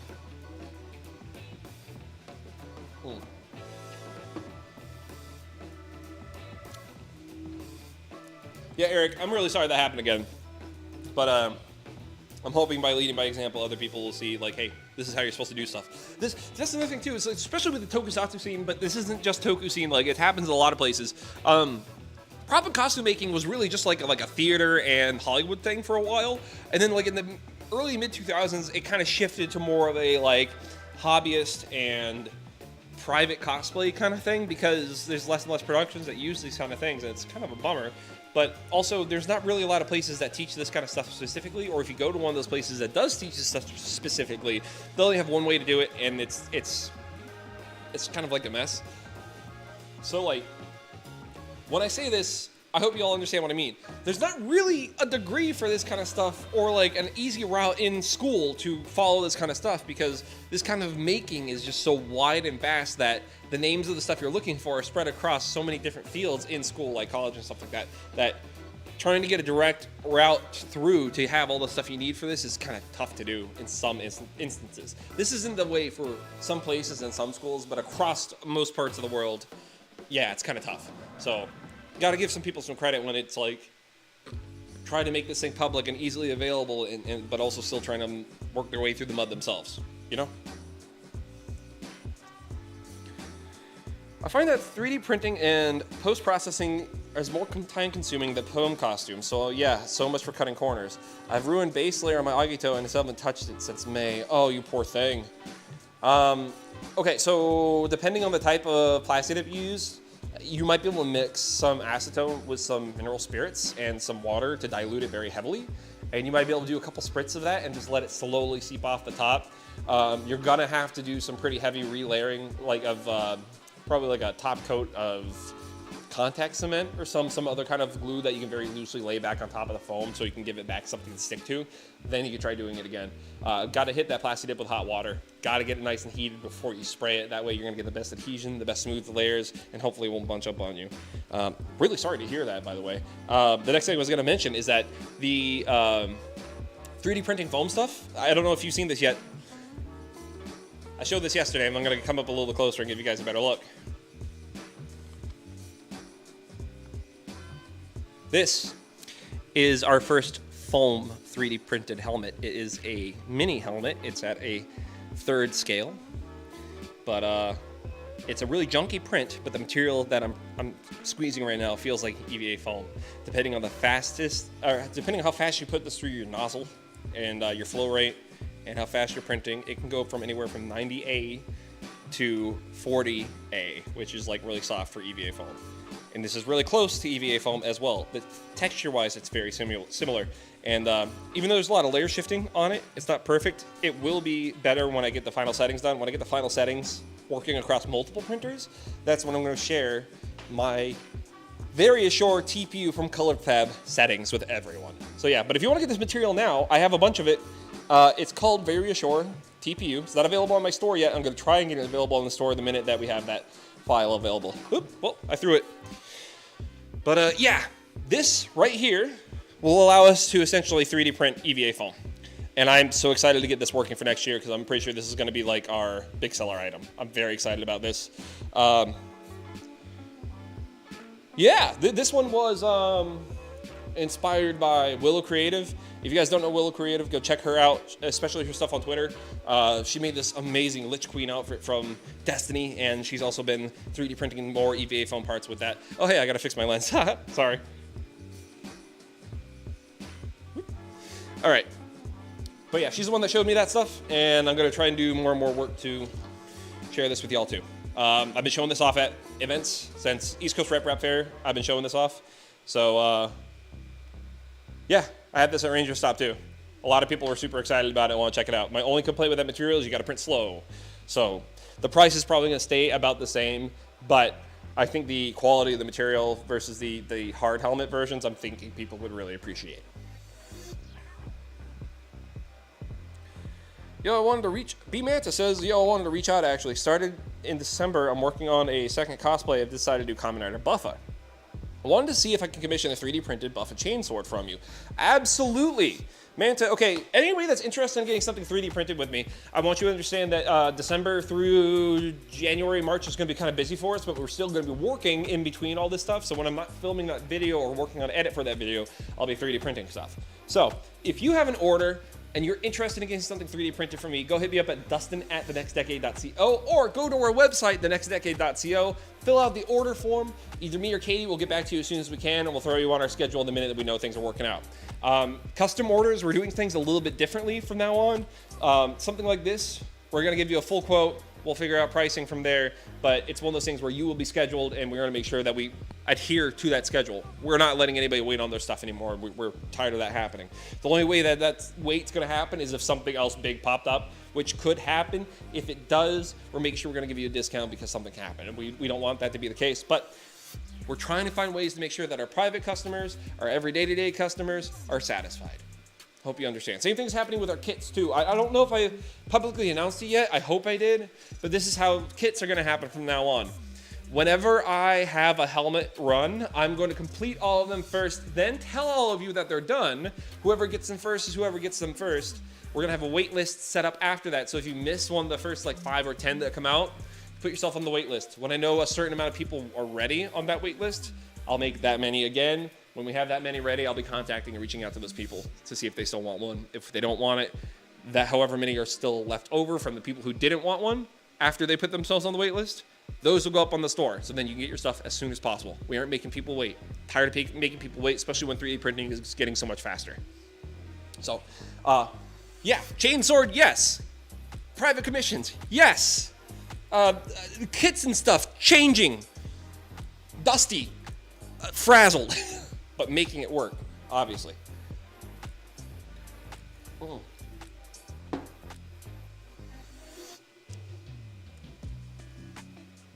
Nathan says, Zerth was the comedic one. He has a very inept ultra that is summoned by a toothbrush. Dentman would like to have a word with Zerth. Megadong says, it's all about positive growth. Can you still talk about that job or no? Okay, so I'm under NDA where I cannot talk super specific stuff about the job. But I will never not be real about exactly how I felt. It put me in a pretty bad place and disillusioned me in a pretty shitty way. And I'm trying to give these people the benefit of the doubt because the guy that runs the business, I never actually really experienced any time with him or talked to him. At most, I don't know, I chanced 2 chances to talk to this guy. But I feel like he's the kind of gent where he has so many people bothering him that if he has like a minute where he is just kind of by himself, he probably like enjoys those minutes. And if I was in his shoes, I would probably love the fuck out of those minutes where nobody's talking to me. So usually when I see bigger name people, I just, instead of being the like, hey, how you doing? Nice to meet you, like bombard you with all this stuff. No, I'd rather just let you sit and chill. So that's just me. That's who I am. And like, I was never going to be the person to want to jump down their throats. I mostly worked with their production staff. I would say out of the production staff, 95% of the people were aces. Absolutely amazing people. Like they deserve to be there. And I'm happy with the ones that I did get to work with because they were all amazing people. There was just 1 or 2 people where it's like, I made it pretty clear what I needed. I had it in writing what I needed and things didn't happen. And because of that, it helped change our work schedule. And then on top of having designs change last second and me trying to explain to them you could throw money at a 3D printer and it won't print faster. I really feel like they just didn't listen to me. And like I said, like if I feel like I can say some of it, I will. But when it comes down to names, specifics, what I made, what video, like any of that stuff, nah, sorry. Until me and this party are satisfied with everything we've done together. And I really do genuinely hope they give me another shot because I feel like we both didn't give each other a fair chance. So genuinely, if y'all are watching and you want to give me another shot, please come over and hang out. Let's hash this out well ahead of time versus what we did here. I'd love to work with them again. I really would. It's just outside that, I'm going to try to help people that might be in a similar situation because I never want somebody to go through that again. Like at any production, at any level. And like ultimately, I know I acted like a little bit of a baby there too, but I would not have been as big of a baby as if they were trusting in Dustin. Because if you ain't trusted in Dustin, Dustin's gonna be busting. And it ain't the fun kind of ghost busting. It's gonna be busting his back trying to make sure y'all are happy, and even at the expense of his own. And that's what happened there. So, but yeah, if there is ever a day where I can talk about this publicly, I will. And I hope I do get a chance to talk about this more publicly, because the thing I liked about this group, and this is the whole reason why I wanted to work with them in the first place, in their offices, they have some stuff that's kind of like, yo, this is who we are, this is what we do. And one of the things that they say in there is be coachable. And I think both of us shown that we can learn from each other, but there came a point where neither of us could coach each other anymore. And I think it was purely because we didn't know each other that well. So y'all have seen me at my worst. I'd love to give you guys my best, just as much as I've seen you guys at not your best. So maybe we could make it better next time. No hard feelings. Genuinely, I just hope we can work together. And where the fuck is my 3D printer? Okay, look, sorry. Let me rephrase that. If you guys have it, just let me know. I'm at this point just kind of concerned what the hell happened to the damn thing. So, would like my printer back. Do not want to be shitty. I do not want to be one more problem on top of you guys' stuff. I want to be a solution to your guys' problem. So much so that I've been working with other people in the 3D printing community very privately to make some things happen for them. So, would somebody that hates y'all and thinks the worst of you do something like that? I definitely don't think so. Because if you knew some of the people I was talking to make some things happen for y'all, whoo! You'd want to talk again, just saying. Anyways. Phone calls in 2023s are for boomers. Oh my god, what a I hate to admit that yet, but yeah. I do email, and I know email is like definitely a thing for like hella boomers too, but the reason why I do everything over email now is that doing stuff over email makes it to where I can remember it easier. I can bookmark it, I can find it. It's not just some conversation we had that I might not remember every word, because I don't know if y'all know this, I got a scrambled egg, and it's not from the ADHD stuff, it's from car accidents and concussions and other shit. So sometimes I don't remember things so good, especially on the short term. So anything I can write down makes it easier, and that's why I try to talk to people through that. I really don't like asking for things on the phone call either, because if you can't tell from my live streams, this isn't a one-train track. I'm a fucking Japanese train station. Everything flows into the same places, but we got a bunch of shit that flows out in different areas. What up? I'm Shinjuku Station. I'm a disaster. Oh my god. What a great analogy. All right. Eric says, you're good, man. Not here much into Toku, but there's days I feel I'm here in Ultra Zero's sword from Yuki, but still, man, there's a lot more crap than people expect. Wow, that's sick. I'm covering over the chat because I want to get moving over to this real quick. I've been appreciating the talking that we've been done. I'll probably take another short break here for a minute, and then we're going to get moving on this. But let me catch back up with y'all real quick.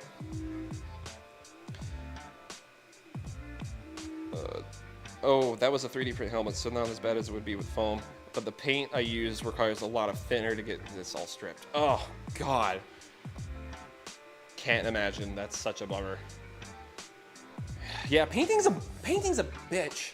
I can't remember the guy's name at the moment, but there's this dude who's working on this project called November Black. It's an ODST thing from Halo. If you guys follow Stephen Ford, the guy was Kamen Rider Dragon Knight. They're actually buddies and they've been sharing each other's ODS stuff. But yeah, the dude that's working on November Black, his paint work is some of the coolest shit, and I've been learning a lot just been like watching his stuff. Go check out his stuff, because maybe you can find a better technique that might work better for you. The project's called November Black. You're looking for the dude with the ginger beard. He's cool as hell. Really nice guy. Gosh, I wish I could remember his name off the top of my head, but like, I wish I had goldfish brain, because then I'd have one brain cell I could rub with another part of the wall of my brain to make work. My shit's gone smooth. My brain at this point is like a PS2 polygon. Like, I'm done. Eric says, working with 3D printers at my work's 3D tech department is a nerdy hobby amongst coworkers, made me appreciate the craft more. Upon working on RetroPie emulators. Oh yeah. 3D printing is one of those things where, and I've said this before on stream, but I'm very serious and when I say it, you don't know you're a 3D printing person until you've tried to 3D print something on your own 3D printer or a friend's 3D printer. Like, I didn't know 3D printing was really something I was super interested in until, on a whim, I got a CR10 on the cheap, and it did not work very good. I only got a few prints out of it that did come out kind of good, but I greatly credit Joel Telling and also Clayton, Uncle Jesse. They're the ones that kind of sold me on that machine pretty early on. It didn't quite work the way I wanted it to, but it got me interested in 3D printing where I'm like, I'll sit on this for a couple of years and come back to it. Came back to it with the CR6 Max because it had a much bigger build volume, it had a cooler bed leveling system, which was my biggest issue at the time. But hey, it's CR6, everyone had a bent plate, that's just the way it is. The CR6 brought me back into 3D printing, then Elegoo showed up, and it's been smooth sailing ever since. But the thing that's fun about 3D printing is that I know you're looking at like, damn dog, that's almost like a PS5. Those things are expensive. Not all of them are. Some of them you can find on the cheaper side that are almost just as good as the higher end guys. Like I'm not gonna sit here and be like, don't buy a Prusa. Prusa makes amazing 3D printers. They're some of the best. But if they seem like there's something a little bit steep, you can find other printers that have similar settings with some cheaper materials that could print almost as well as, or up to as well as, a Prusa's printer. It all comes down to what you want. Now, this isn't me being like, buy the cheap thing over this other thing. Like, if you feel like a Prusa's for you and you want to go Prusa and you want to spend that much money, you want to go for it because you're going to get a great product. But don't be afraid to go look at some budget 3D printers too. Right now, I don't know if I can necessarily recommend a Neptune 4 series printer. We'll talk about that again a little bit further when we're finishing up building this. But if there's a Neptune 3 laying around, I can recommend any of those. I own all of them. I love them. They were some of my favorite printers. Moving along to Megadonk's comment. That's awesome. I'm satisfied, Dusty. I love my 3D printer. I'm glad you love your 3D printer, Megadon. He actually, if I remember correctly, we sent you a Elegoo Neptune 3 Pro, which was one of the first printers I got from Elegoo, and that thing sold me on how damn good these machines could be. I think Nathan, we have one for him too. I think he had a couple of issues with starting his. Speaking of, if you haven't had any time to rework on your 3D printer, I'll give you a crash course when you come over, and if you don't come over before Thanksgiving, I got you, and then you come for Thanksgiving. But yeah, like you guys have 3D printers in front of you now. I'm sure that you guys are enjoying these things, learning how they work, and you're understanding that it's a process. It's not like just like hit start and go. This is a lot different than Pepakura, where you had to unfold all these things yourself. Instead of unfolding these things yourself, now you're kind of unfolding each layer individually, trying to determine what goes where. How's the best way to build this? Should I build it to where all the details showing up on the Z-axis? Or should I do it in a way to where it's like more jagged? Like, should I do lower layer heights or higher layer height? Like, there's so much that goes into doing this stuff. But you don't know you're a 3D printing person until you've gotten a 3D printer in front of you. So I'm really happy that you've gotten into 3D printing with this stuff. And again, if you order something through us, you guys get at least 1.5 years of support through us. So if anything happens to your printer, let us know. We'll definitely try to help you. If it comes to a broken part, though, we're going to tell you to go contact support@elegoo.com. If you have a broken part and you have your receipt from when you purchased it from us, so it would either be your email or your PayPal order if you went through PayPal, send that to them. Tell them it was me. They'll know what's up. They'll be able to find your serial number, all that stuff, and get you parts to replace your machine. Their warranty is good for 2 years. I know for a fact it's good for 1 year. It might be 2 if you go online to grab another one, but yeah, if you have any issues, support@elegoo.com. Definitely check them out. I would still recommend ordering a bunch of parts for these machines because from what I understand, the 3's been discontinued. I don't know if that's officially discontinued, but I've grabbed a couple extra parts just in case for the long run because I don't want these things to break and then I have to do a bunch of crazy work to make these things work in the future. And even then, when I say break, the only thing I've had break on these machines so far is like a belt and maybe 1 or 2 extruders because I did something wrong. So just pay attention to how you're working on your machine. And if something breaks, cheap replacements. They're really good about it. Yeah, still need to figure out how to get rid of the skirt before printing. Okay. So you are dealing with what's either called a brim or a skirt in your settings. So depending on the slicer you're using, if you're using Elegoo slicer, you might need to go to your settings on the right side of the screen that has like, you know, your layer heights, all those different kind of things. Go hit the gear on the corner of one of those different pull-down menus. There's a gear up there. Click that gear and set it to either expert or all or professional. There's like a bunch of different types of levels. If you go up to a higher level, then it should give you access to like the search bar and all these other tools. You could type in skirt. It should be in bed layer adhesion. You should be able to remove that entirely. I still say keep the skirt though, because when the skirt's on your print, it gives you an idea of like if you need to raise or lower your bed height. Because sometimes with the auto bed mesh leveling, where it goes around and taps all the stuff. It gives you a pretty decent idea of what the level actually is, but sometimes it's a little bit off. So you might need to sit there and mess with your baby steps on your Z steps to get it just right. And having a skirt lets you see that. Plus it gives you better adhesion to the bed, so then the thing isn't gonna sling around and fall off. Like I said, when you come over for Thanksgiving, I'll give you a better idea so you can see what I'm talking about. Or hell, we'll see what actually happens here, because I might end up printing the Buddha first, and I'll bring the camera close, so then you can see what I mean about that first layer thing. Megadonk says, yeah, the first few days were rough, but I got the hang of it, and now I'm slicing helmets in Blender. I didn't even know there were advanced settings until like a month ago. Yeah, that's what I did, and it helped so much. Cool. See, I'm glad I was able to help you. And then, oh, hey, let me tell you right now, we're actually moving away from Elegoo Slicer.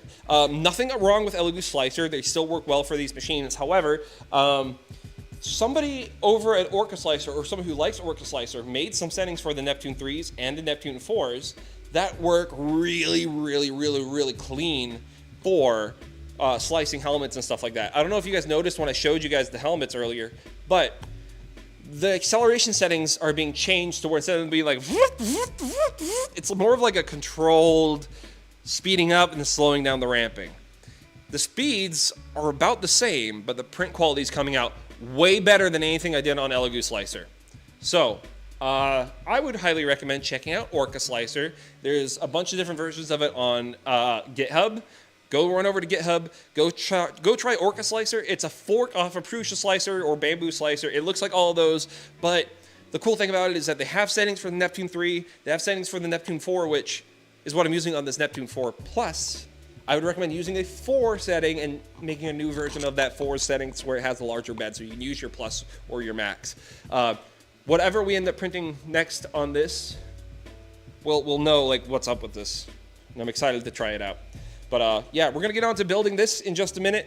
I'm gonna take a very short break. I'm gonna probably finish my drink, go use the bathroom, stretch my back a little bit. We're gonna get to finishing this. We're gonna start some prints and make some stuff tonight. So bear with me. If you have any questions, leave them down in the chat. I'll try to get back to you as soon as I get back. Catch you in a few minutes.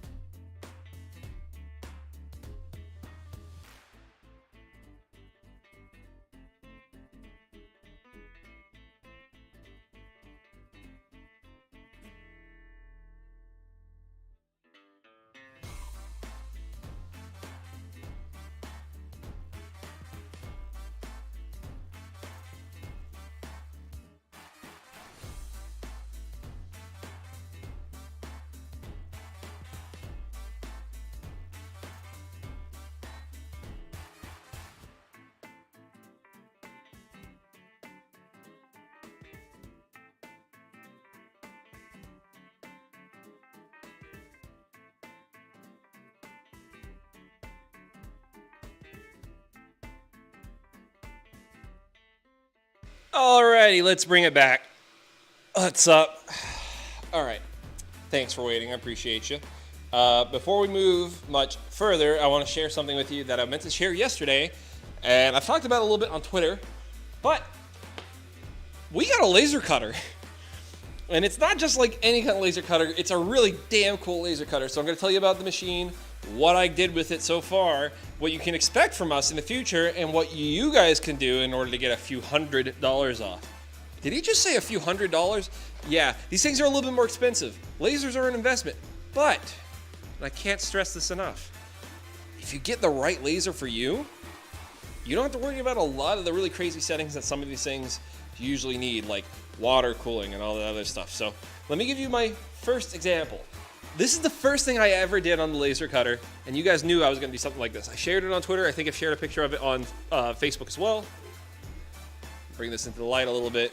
This is the panel from Shin Kamen Rider where Nigo takes a blast from a tank, and Taki's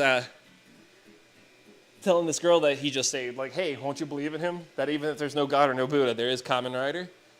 It's that plate. So I'm going to see if I can't bring it a little bit closer for y'all to see.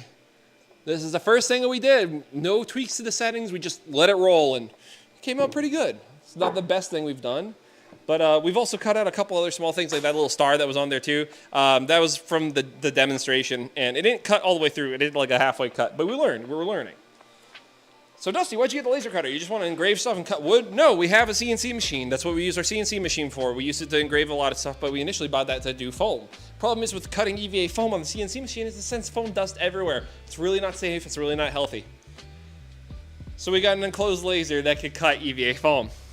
See all those squares right there? This is a test to see like what we could do. We can engrave, we can cut, and that means that some of the patterns from Suit Up you might be able to find in our store pretty soon as already pre-cut EVA foam templates, paper templates. Essentially, if you don't want to print it, you just want to order it through us, we're going to make that possible for you. And if you're interested in getting some things laser cut like Pepakura files, or you want to get something laser engraved, we can do leather, mirrors, metal. We can't cut metal, but we can engrave metal. Stone. We can't cut metal, but we can engrave stone. So, yeah, wood, leather, a bunch of different, like, look, if there's a material that you want to cut, go check out Full Spectrum Laser. Go find their Muse Series laser cutters, and you can see all the different materials that can or can't be cut on those machines. We currently own a Muse Titan, which is the largest Muse that they have possible. So we have a cutting area of 2 feet by 4 feet, the full cutting amount. Not like some of that cutting amount, that full cutting space, we got it. It's like the size of a full desktop, but I know some of y'all probably don't have the space for a crazy big laser like I do. Well, that's where the other Muse Titans, or the other Muse lasers come in. They have a bunch of other Muses that are way more affordable than what I purchased, and they all can fit on top of a desktop, and for some of the stuff that I could do, you'll be able to do the same on that as well. I just bought a more industrial sized one because I figured it would be the best thing for my business and what I end up making, because I, very bluntly, have a hard time doing a bunch of this stuff by hand over and over again quickly. With a machine like this, I can layer 3 or 4 stacks of foam, let it blast, and hey, would you look at that? I have 3 products I can sell for way faster than I could, because it would probably take me a day to do it by myself. So I'm super excited to have this new laser in our workspace, and if you want to get one of these lasers yourself, for the smaller Titan, or excuse me, let's go with the Titan first because I keep messing this up. If you want the same kind of laser I got, the Muse Titan, to save a few $100s, use the code TheNextDecade. All capital letters, all one word, TheNextDecade, to save a few $100s on the Muse Titan. Now, if you want to get one of the smaller Muses, you're going to use a different code. You're going to use code 555 Henshin. That's 555 HENSHIN. 555 Henshin, which will also save you a few $100s on a Muse Titan. Now, me doing this little talk like this wasn't a sponsored bit. They do sponsor us. They are sponsoring a future video. I just want to give you all the heads up before we start moving into Christmas, because Christmas is usually when things get really busy for them. And if you want to get the most out of this deal, that's the best way to do it. By helping them and helping yourself, you're going to be helping me, because they're going to be helping with the upcoming video, that Shin Kamen Rider suited high budget thing that we're doing. So again, a huge thank you to our friends over at Full Spectrum Laser. We really appreciate you doing this for us. We're going to be sending some stuff over to them soon. So if you check out their website, we're going to have a creator profile over there where you can find our code, our deal, and also a couple free projects from us that you should be able to find in our future shows like Suit Up and this Shin Kamen Rider video. We really want to do like a legit Ultraman scene for the next Suit Up, and that's part of the reason why we got this laser, is that Katie and I have been designing like little versions of Raleigh that we can cut out in cardboard and score it with the laser and all that stuff. So all you can do is just fold it, put it together, and stack them together, and put me next to it after painting them. So, yeah. You'll be able to download those same files too once we get them all finished and put up on the Full Spectrum Laser website. Go check out our friends at fslaser.com. See if the Muse Series is something for you. Go check out the Titan so you can see what kind of crazy decision I made. And yeah, I'd really appreciate it, because anything that we do for sponsors goes directly into the channel. I'm not trying to make a buck off of this to be like, oh, look how much money I got. No. I make pretty decent cash doing 3D printing for people. I want to make sure that I'm doing stuff to help you guys get a deal and also help us make some cool shit, because that's all we really want to do here in the next decade, is just make some cool shit. And with the laser and FS Laser's help, yeah, we're going to make some even cooler shit. And yeah, so if you need the laser help, or you need somebody else to do it, I am also around. You can still hit us up on the order form on the website. Website's going to be changing, hopefully at the end of this year. Got a lot of things to tweak on there to show off some new stuff. But yeah, that was the first big thing I wanted to show you besides the EVA foam 3D printing stuff. It's the laser and stuff we're going to be doing with the laser. So thanks for bearing with me. Just wanted to share that real quick. I'm going to slide some of this stuff off the table real quick, and we're going to bring in the camera a little bit closer. We're going to focus on finishing this Neptune 4 that we started yesterday. So I'm going to set down the mic so I got both hands for this one. I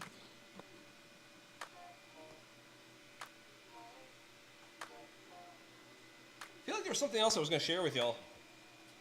I guess that was it. Oh, this shirt. If you like this shirt, go down to the description to El Combo. Go check out El Combo. They make really, really cool stuff. The next jersey they have out on the way is so dope. I wish I could say something, but that's theirs to share. All I can say is how excited I am. Oh, they have a thing down in the comments too. All right. Oh, hey, something just finished. I'll be right back.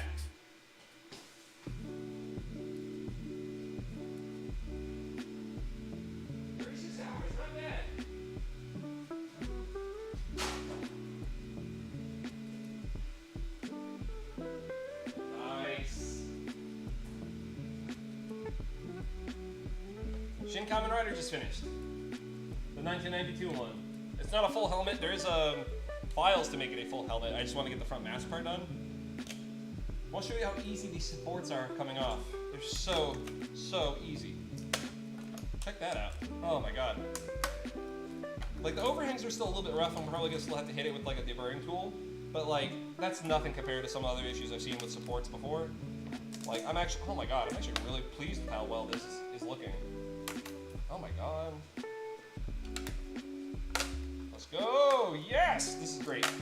I love supports that come off really nicely. Oh. That's why. Wow. See how easy all these supports came off? Pulling out the easy ones or the center ones real quick. Alright, only missed a couple small spots. I'll pop those out with my thumb.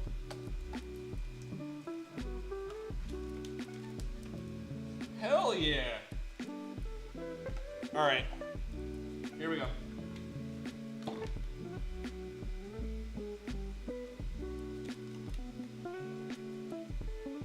Oh, dude! Yo! Oh, that's like almost perfect. It's like my ears stick out just like a little bit.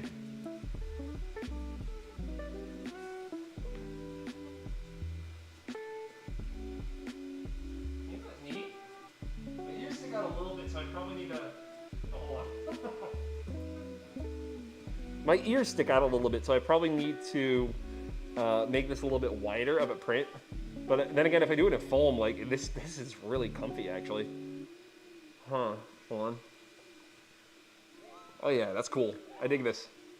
It has antenna files and lens for the eyes too. The gent that made it, I put their information down in the description down below, so if you're interested in picking this up, you can go find it on CG Trader, I believe.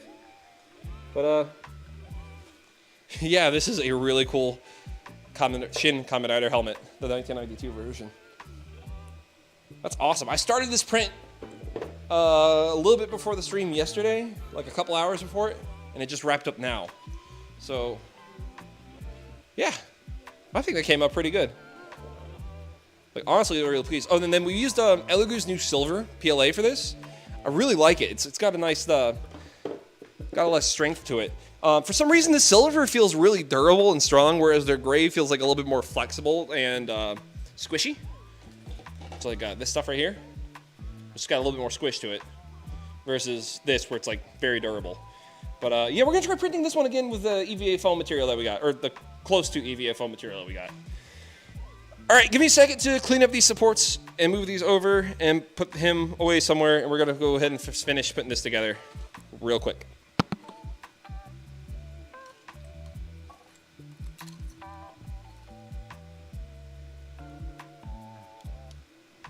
Ooh, I'm starting to get tired again. I hope I last longer than I did yesterday, that's all, y'all.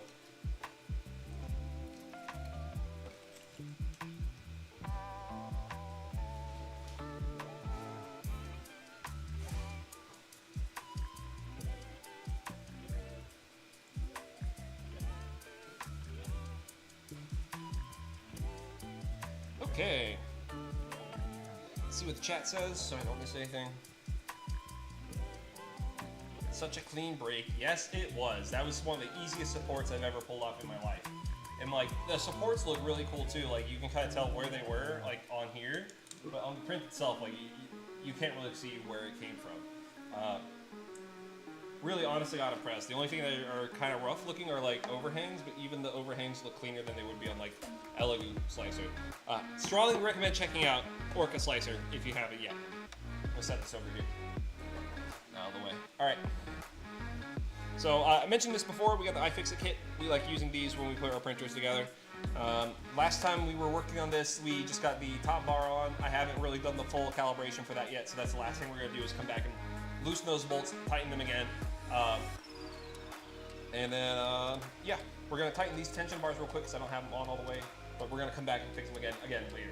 Okay,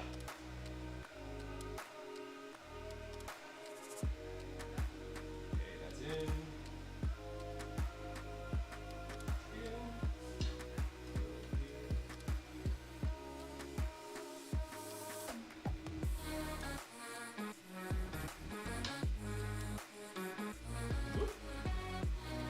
Lost that. So, if you haven't noticed yet, the Neptune 4s all come with these really crazy big chonky fans. This is like a medium-sized one for the Neptune 4 Plus. I want to tell you now, because I've done this so many times myself, put the extruder on first before you try and put this on, or else you're going to pull it back off. So this is your extruder. It's the print head part. While I have this here, I want to share something with y'all. Give me 1 second to go grab the spare I have in the other room, and I'll show you what I mean.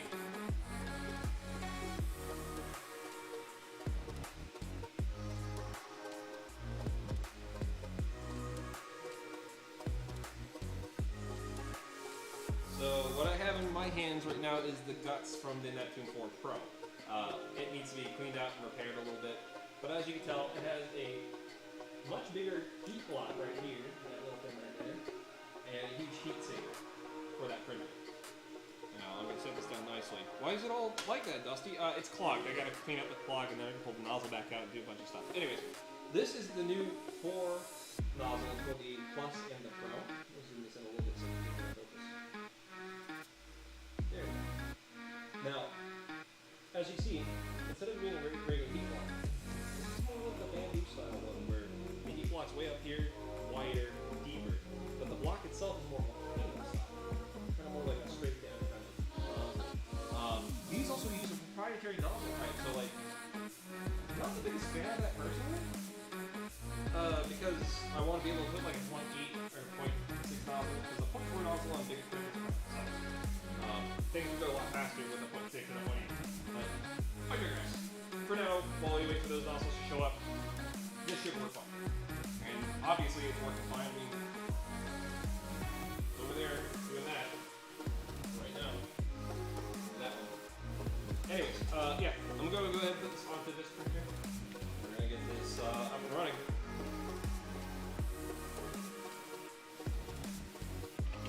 So, for this one, you need this baggie right here. It has a little brace for the cables that connect to it. And you want want to connect that before you put in the big long bars. Or you want to connect it with the long screws, excuse me. You want to put those in before you put in the short ones that connect the whole thing to itself. This is what I mean.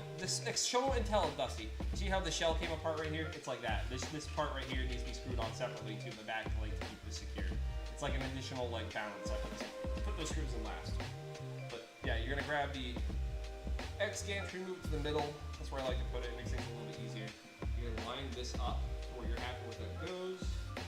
Once you know where you got it going, drop these screws in through the back. The back is the side that doesn't have the two bends in it. So if you see the two bends, that's the front.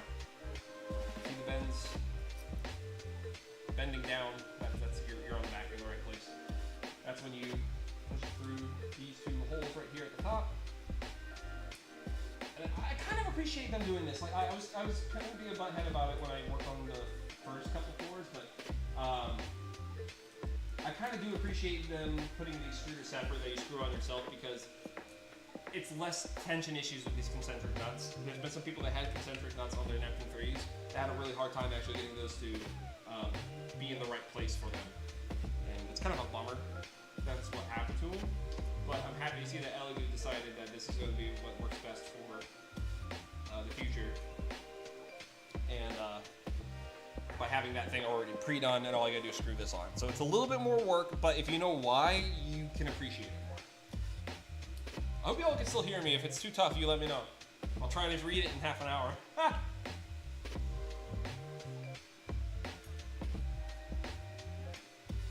Go.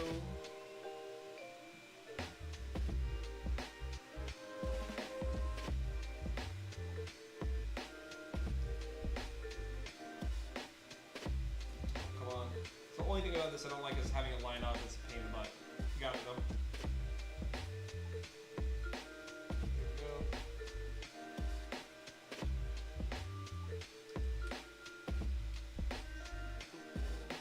And then this one goes in the bottom. This one goes like right between the back wheels. Make sure you put it through the gantry into this thing and not into the heat block, like I did the first time I tried to do this. I was very dumb, and I thought it fall out, and I'm like, oh my god. That was me being dumb. Alright, so now that I have all those done, now I'm going to put these side ones on. Oh my god. Really? There we go.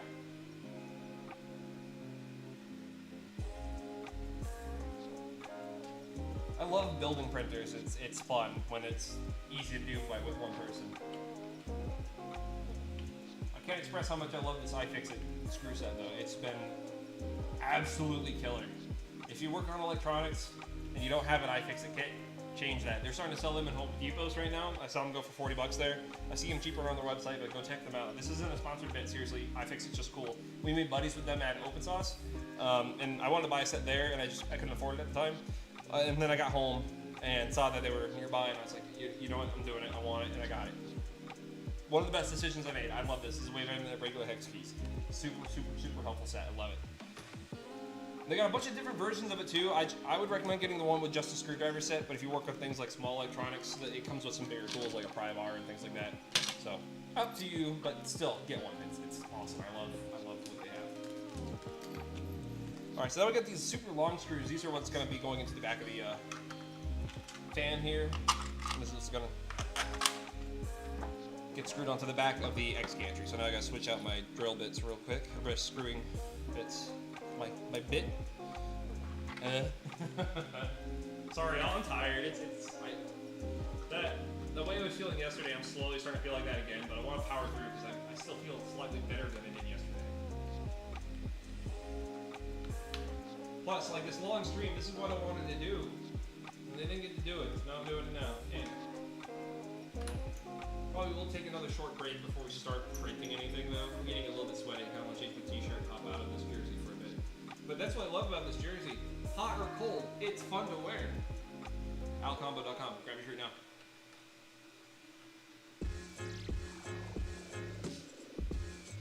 Alright. So this black little bit right here, this is what attaches the cables to the X gantry and also to this guy up here. It's just like a little clip. I've seen some people not use it. I would still recommend using it. You don't want this to get caught on or under the belt. Speaking about on or under the belt, under the printer, there are fold pieces. Be sure to pull these out. And if you have a Neptune 4 Max, there's these black parts that are like these black, like plastic. Hold on, I think I have some. Hold on. Yeah, I got it. These guys, some people say to leave them in. Don't listen to them, they're trolling you. Take these out. You didn't do that, did you, Dusty? No, I knew better. But I see other people being malicious. So, you know. Internet. You know how it is. I know I said I was going to put this on next. I changed my mind. I actually want to put on this magnetic bar and the touch screen real quick.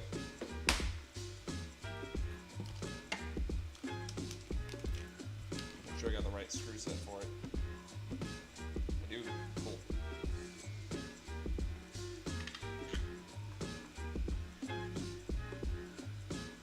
Oh! Bump my noggin, no! Hurt. Be alright. I'm being a baby.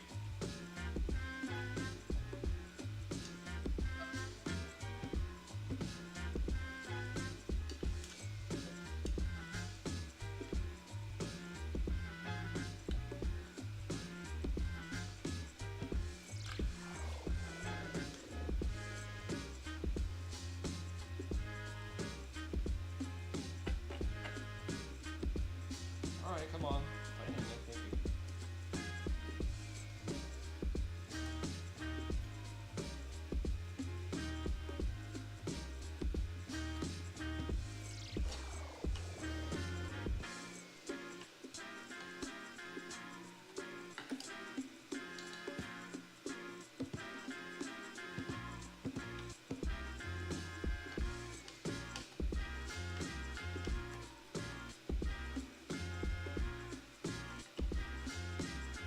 Alright, that's in. Let's add this phone jack bit in there. Boop. And that thing. And pull off the screen. No, we'll do Peely last. We'll do the Peely last. I know you like watching Peelies. Who doesn't? Alright, I think what I'm actually going to do, so then it's just a little bit easier on me, is I'm going to go ahead and attach these cables to the fan and to the top of the extruder. Oh, speaking about the fan, there's actually an on and off switch. Go ahead and flip it on first. You're going to want that, trust me. It's going to be loud as hell, but you're going to want that fan for this type of printer. Just trust me, trust me, trust me. But yeah, I'm going to go ahead and feed this up and through. I'm going to get this connected. And then I'm going to turn on the printer. And I'm going to lower this a little bit so I have an easier time screwing this black part on, because it took me a minute doing it the other way, and I don't want to go through that again.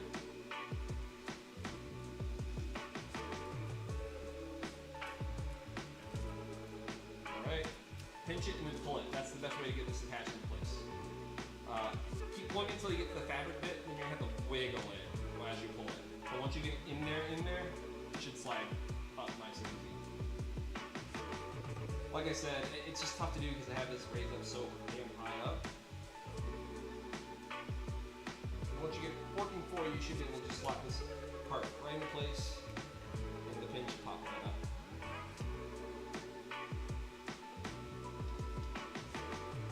Uh-oh. That wasn't good. What's happening there? I think we're okay. I think it's just this one slightly off-kilter part. Yep, there. No. Yeah, I wish this was, like, in the middle, lowered or something. It's just so hard to do, especially with being a sausage finger like I got. Yeah, maybe just the angle of approach. Yeah, the angle of approach is bad. Alright, I messed up a little bit, but we're gonna fix it. In your toolkit, there should be a flathead screwdriver. Why is that flathead screwdriver there? It's for exactly what I did wrong. There's a pin. I've got it out of place. Be very careful with these pins. Make sure they line up before you put them in. What I did not do, I should have done. There we go. Much better. Now that I realigned it, we're all good. Keep this little set. I know I don't use it for too many things, but keep the set. Go check the bed, make sure the bed is not wiggling at all. That's great. I don't have to worry about fixing concentric nut down there. But yeah, we have that part up there now. I'm gonna go ahead and I hook this up here. Do not hook this up here like I did. Do not let it stay like that. I'm only doing that so I have an easier time putting stuff together real quick while I bolt it up. That's what that little black piece should be doing. But like I said, I'm going to be undoing all this in a second and then adding that part on because I want to lower the X gantry here first. I hope y'all can hear me. I'm sorry if I haven't been talking directly at the mic. All right, get this all out of the way. Extra leftovers, cables and stuff. Another thing to keep an eye out for, this is what the Neptune 4 comes with outside of the regular tools. It has nozzle cleaner, it's just a little RAM thing.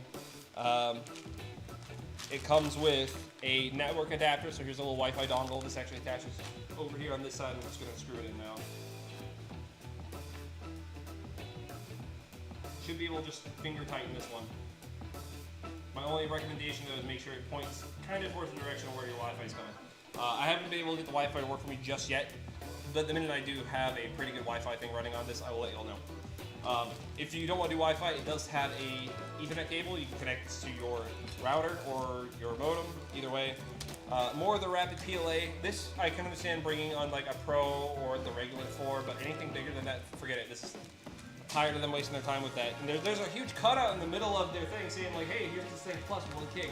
Just give everyone 1 gig of your PLA. If you give everyone 1 gig of any of your PLAs that you have available, they'll be interested. Because, oh man, Elegoo PLA. Come on. Now this thing right here says giveaway. It's one of their SD cards. Now you don't necessarily need to use this SD card because it comes with another Teflon tube, another nozzle, and a red USB stick. The red USB stick, that's where you're going to be putting your files onto. It goes right up front. You could also use the SD card.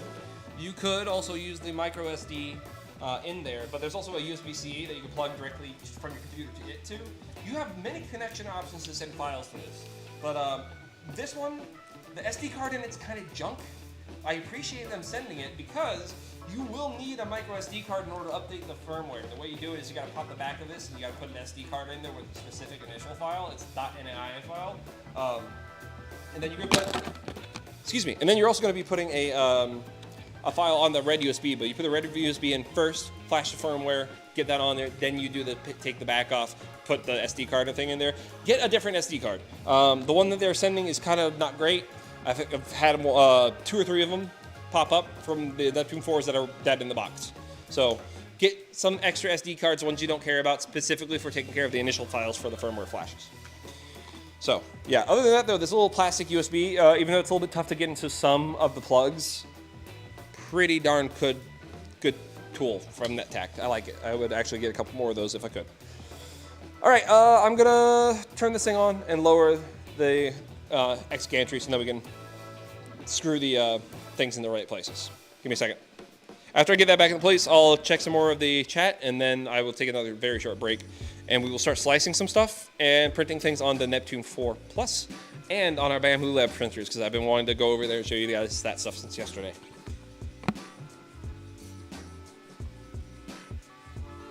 Where is the power cable? Oh, there it is.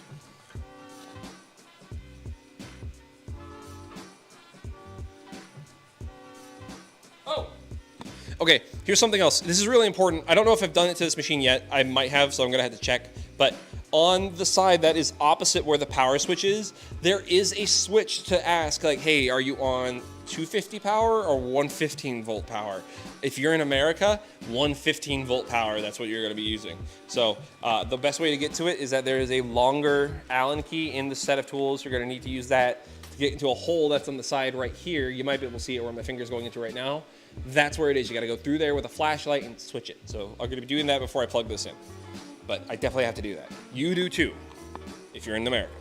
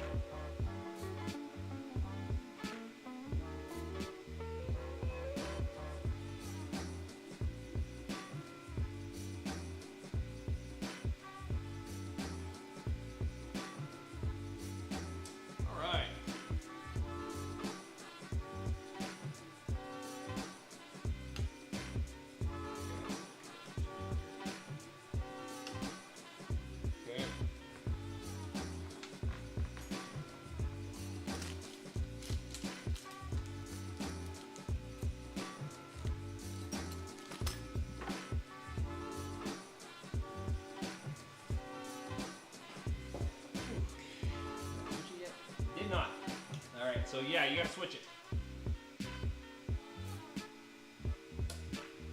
Alright, cool. Now here's the thing. I'm gonna have to plug this into one of the outlets in my kitchen, and I'm not sure how well it's gonna work. I wish I had an actually, you know, I might have an extension cable. Let me go run and look real quick. I'll be back in just a sec. Give me like a minute. Here, I'll set you guys up to where you can watch the other Neptune 4 printing while I go look for this real quick, okay?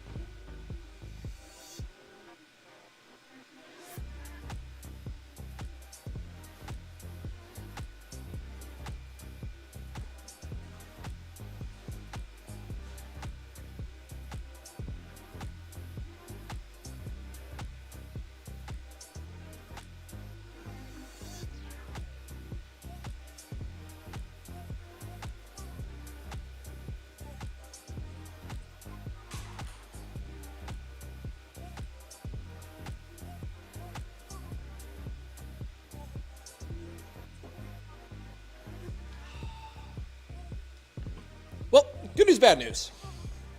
Let's start with the bad news. I can't find my extension cable. That's a bummer. If you don't know, the reason why some of our prints failed yesterday was because we blew a fuse. We put too many in one area. But that's okay, we're still learning the house and what our capabilities in here are. So I'm going to be moving the camera a little bit. I gotta move my chair. Oh, let's put you guys down a little bit lower. This bit. Hi there.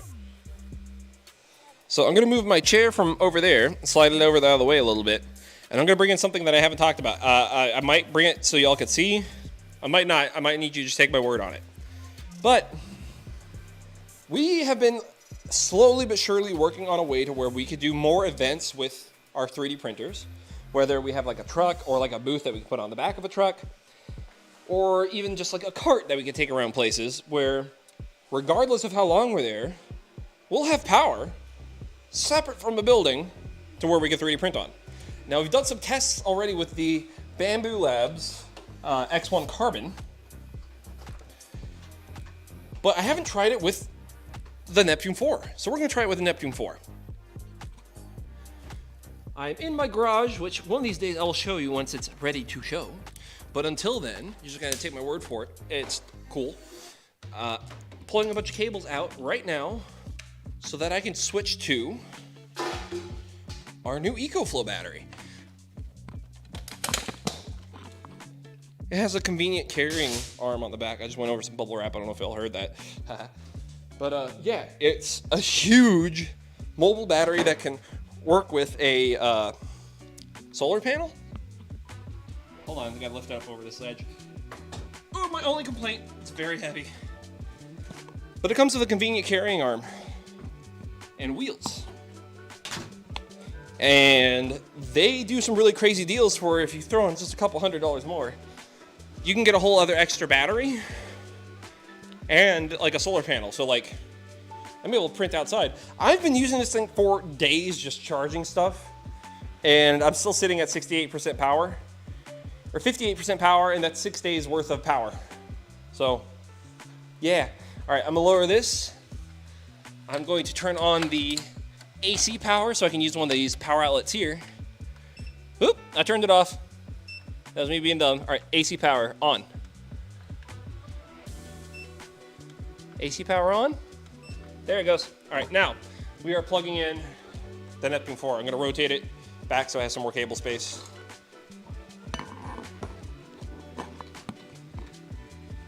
There's something under it, one sec. Woo. was. It was the Allen wrench from earlier. Trying to make sure there's nothing else on it. Random wrapper. What is this?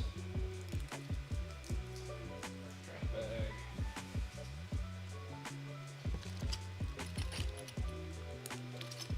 All right, so now this is sitting next to me. I'm going to get this EcoFlow slightly moved over. All right, cool. We're going to plug it in. Okay.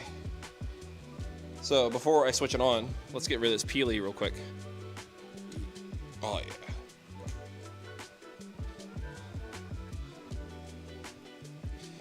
So the EcoFlow is super exciting. I actually kind of think about getting smaller ones, but slowly building up to a point where I have enough of these where I can be energy independent. Very close. We are more than halfway there already with the 2 batteries that we have and the solar panel setup. So if all goes according to plan, I'll be able to start selling some power back to the power company that we're with, which we're going to need that. We have a lot of really expensive things running a lot of power. That's the only thing about this business that sucks and I'm not happy about is how much power it costs, and that's why we're looking into more renewable sources that we don't need to pay Duke Energy for, because fuck them. All right, here we go. We're switching it on.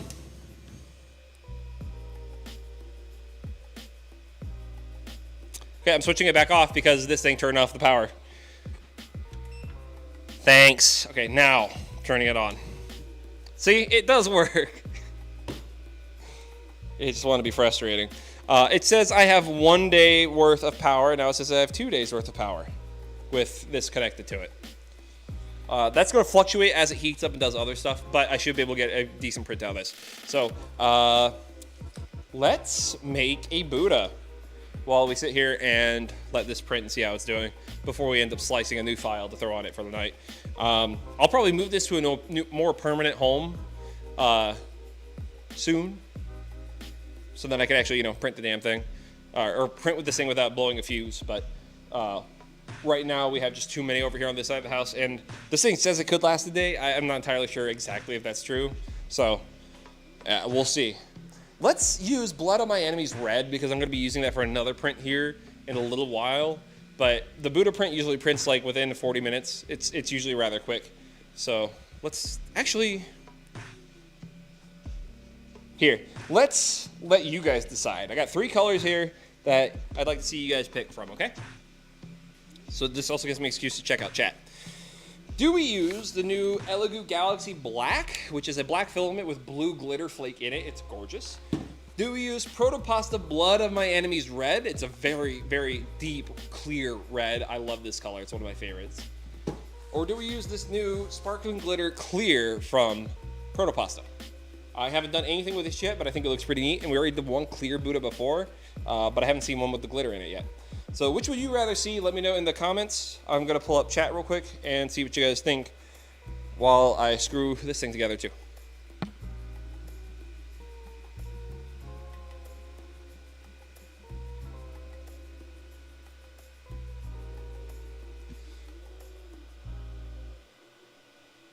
All right, just catching up real quick. What is the last 3D model you've been working on? I actually worked on something for Superior Sentai. It's a soap mold. We'll see if we actually do that. When it comes to a new model that we're going to be releasing soon, we've been working on a Rydal from Kamen Rider X. It's not really quite working the way that we want it to, so we might be moving along to an Amazon belt or a stronger belt here pretty soon. So just keep your eyes open. We got some more 3D model belts coming along the way, and we might be doing some more Super Sentai stuff here soon. There's a model that somebody else has made that's like the blaster from Lightspeed Rescue. That's something we're going to be printing after tonight's show over on the Bamboo Labs printers with the 12 color AMS. I'm very excited to do that. I see. Yo, Dusty, it's my birthday tomorrow. Happy birthday, Megadong. I hope you have a great birthday. How much do one of these things cost? Oh, are you talking about the EcoFlow? Because if you're talking about the EcoFlow, it's expensive. It's like over $1,000, but I think it speaks for itself. Because once you get that solar panel running on it, and if it has a full charge when you first start using it, you put the full charge on it, you put the solar panel on it, you put that out during the day, you're not going to be wasting any power at all. and then it should be able to, hopefully by the time you get done by the next day, recharge itself back up to full power by the next night, like all that kind of stuff. Like, I got 2 of them right now. I got other things on the way. I am in love with it, and I can't wait to use it more frequently, especially on the go. Okay, so it looks like you guys are interested in the Elegoo Galaxy Black. I like it too. I did already print one with it, but I used another machine, and for some reason it zidded up on me, so I'm actually getting rid of this guy. Let's load this machine up.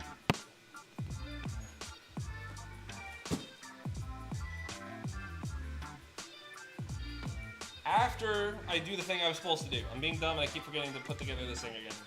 The belt part. So let me move the sprinters around a bit.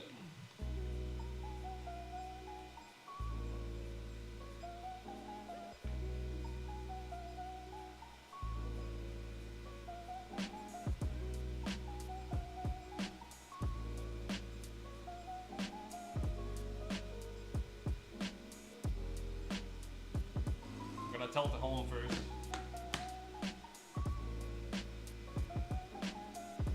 Thankfully, this doesn't have that weird grinding sound that the Neptune 4 Max had. Makes me curious what the firmware on this one is. But we'll see. We'll find out.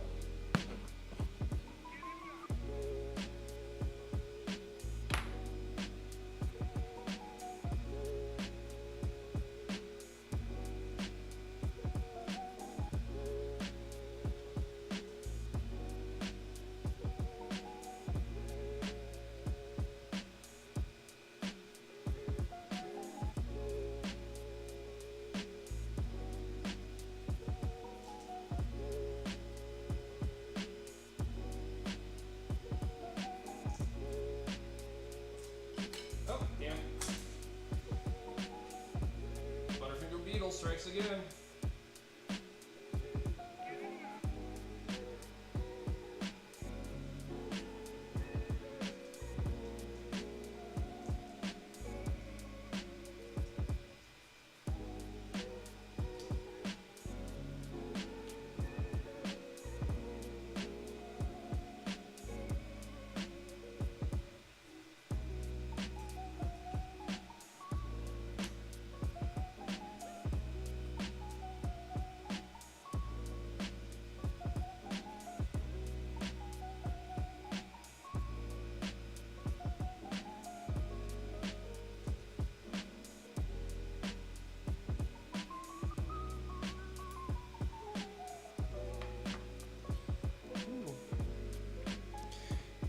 You got the belt for Fies done yet? Not the full 3D printed one, but I do have one. It's actually out back at the office right now. I actually took the CSM belt, cut the strap off of it, and not cut the strap off all the way, but undid the stitching at the end of it so I can extend the belt even further. I'll have to show how I did that pretty soon. I'm excited too because with that laser cutter we have out there, and with the CNC machine both, we can make either die cast of belts, or I could laser cut ones out of home. I'm super excited to do that because that'll look great. The laser cutter can engrave and cut the foam too. So like, gosh, I can do stuff like Shin Zangetsu or just regular Zangetsu, and I'm super excited. Gaim's cool, and I want to remake a Gaim costume. It's been too long. I can't decide between Zangetsu and Bravo, but it doesn't matter now because I can do either. Because the laser cutter can make things super accurate for me. I'm super excited. It's gonna be great.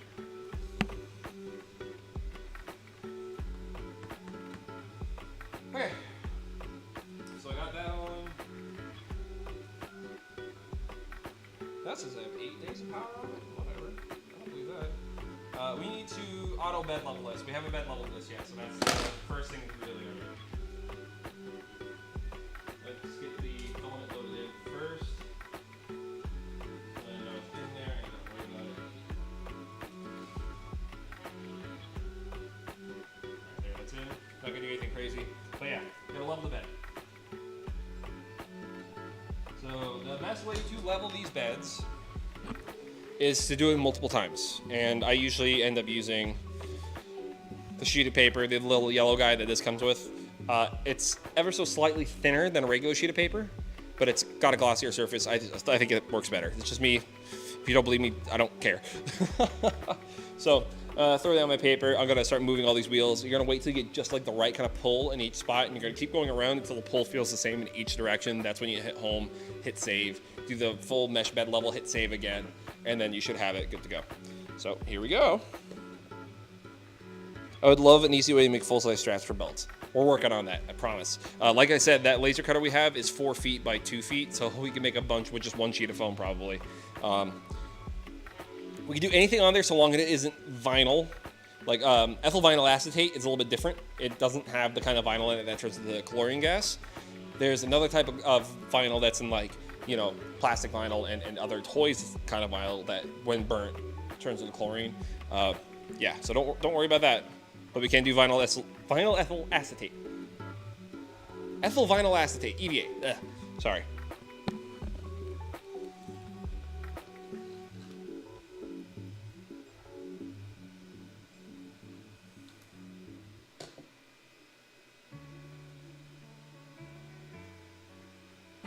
So what I'm about to do here is level this bed really, really nicely. And then I have to do some slicing. So what I'm going to do is I'm going to bring the camera really, really close right here. And I'll show you some of the slicing I'm doing as I turn the thing around. But it'll be more so focused on this printing, this guy, up until we can go over and work over in the Bamboo Labs.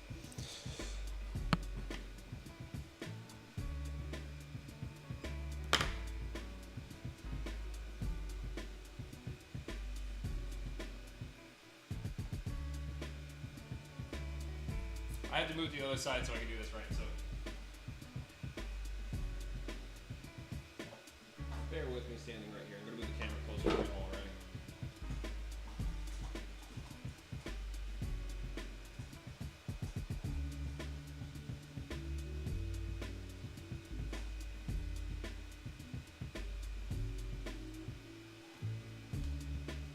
So now I gotta raise the bed level until I feel a little bit of pressure on the nozzle between the bed. So I'm starting to feel something right now. I'm gonna go ahead and loosen it up to where I just barely feel it. And that feels good. So there's little screws on the bottom of the bed with these wheels. You press forward to make it go up, you pull it back to make it go down. So I gotta make this go up because I feel it sliding so much. So I'm pushing forward right now. Starting to feel some tension right there. To loosen it back up to where I just barely feel tension. Yeah, that's good. We're gonna go hit 3 and move to the back one. Alright, this one, again, kind of low, so we're going to press forward to raise the bed. Alright, now if you do this right, you'll only have to do this whole setup maybe once, unless you move it. So I had to redo it for all my printers that I moved. You can imagine how much fun that was. Thank you, Katie, for helping me with that. Alright, so now I got it where I just barely feel it again. We're going to slide over to 4 now. Alright, so I'm going to move over to the other side of you now.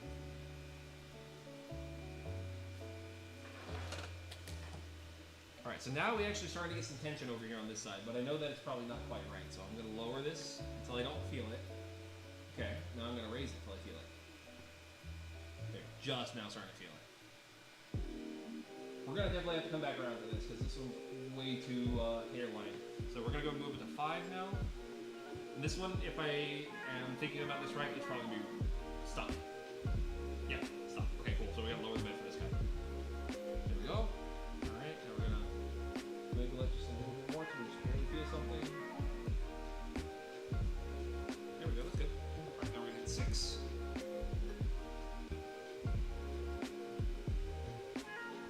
Cool. Alright, let's see here. Lower it so I can move this freely. Okay, now we're going to raise it up just enough where I start feeling some tension. That was right on the money right there. That feels great. Alright, cool. So we did our first pass. Now we're going to do this again 1 to 3 more times, but quicker, okay? So I'm just going to go for it and I'll let you know what's going to work and what's not working, okay? So this one should have changed by the time I get to it again. Yep, it's a little bit tighter, so now I'm going to loosen it a little bit more. A little bit more. All right, that's good. Do 2.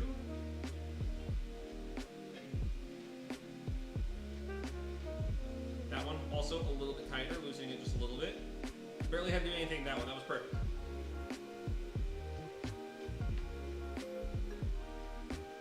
See how this acts? Yeah, it's a little bit tighter, loosening it just a little bit. This one I need to do a little bit more to loosen it. It's getting there though. That feels good right there. Perfect. All right, cool. We're gonna move over the floor.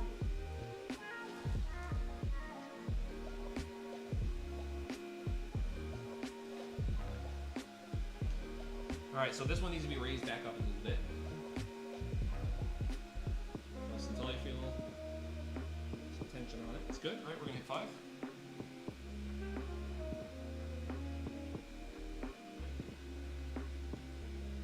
Raising this one back up again.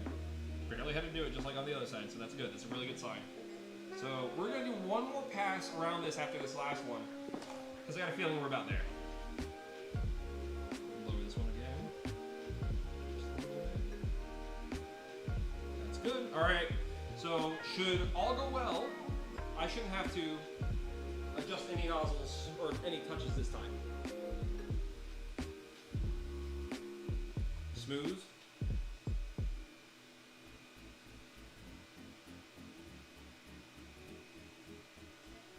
Very smooth. That's great. That's perfect right there. This one should have a little bit more tension. The middle one should be a little bit looser than the rest of them. That's totally fine. Okay, that's good right there too.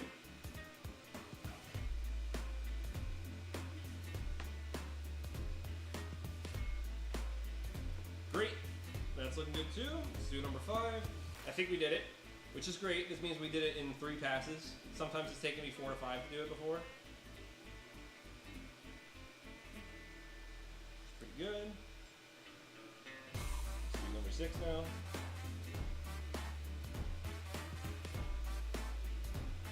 Perfect. All right, now you're gonna pull that away. That's my best recommendation for doing a bed level. There's some people who just do it once and think that it's leveled. It's not level. Because if you changed it all the way around, it's gonna have to be rechanged again and again. I've even some people do like a star pattern where they go corner, corner, corner, corner, mid, mid. And like, that works great too, but you gotta do it multiple times. Try to do it 2 to 3 times, it'll give you the best bed level, I swear to God. Some old heads will be like, level your bed, but they won't explain to you, you might need to level your bed 2 or 3 times to get that perfect level. Everyone thinks it's just one when they say it, but that's the other thing too about some of the old guys in 3D printing is that they just expect you to know this stuff because like, why would you be into 3D printing if you aren't an electrical or mechanical engineer? Geez, I don't know, it's almost just become hobbyist level and fun for people to do at home. You jackasses, God, go live in your basement more. You have a man cave because your wife doesn't like you. I said it. Mine loves me, that's why I get to do it in the kitchen. Alright, so we're gonna hit the back button. And it's gonna be like, hey, auto bed level time, you wanna do that? Say yes, take confirm. So, oh, before you do this is my strongest recommendation for any of the Neptune series printers that goes big, so like the Plus or the Max. Before you do anything on this printer, warm up your bed. Warm up your bed and let it be warm for a few minutes after, like 10-15. Let that bed expand before you do your bed level, and always turn it on and warm up the bed before you start your prints. You will save so much more time. I just realized I'm talking towards the ground. I hope y'all could hear any of that. I'm really sorry. I'm trying to be better about this mic thing. Yeah, my bad. Anyways, it's got like 121 things to go through, so while it does that 121 set, I'm gonna bust out the iPad and the mouse real quick, slice up some stuff, and maybe bring the camera over my side so you can see what's going on. So, yeah. Let's bring up chat real quick. What in the world just happened?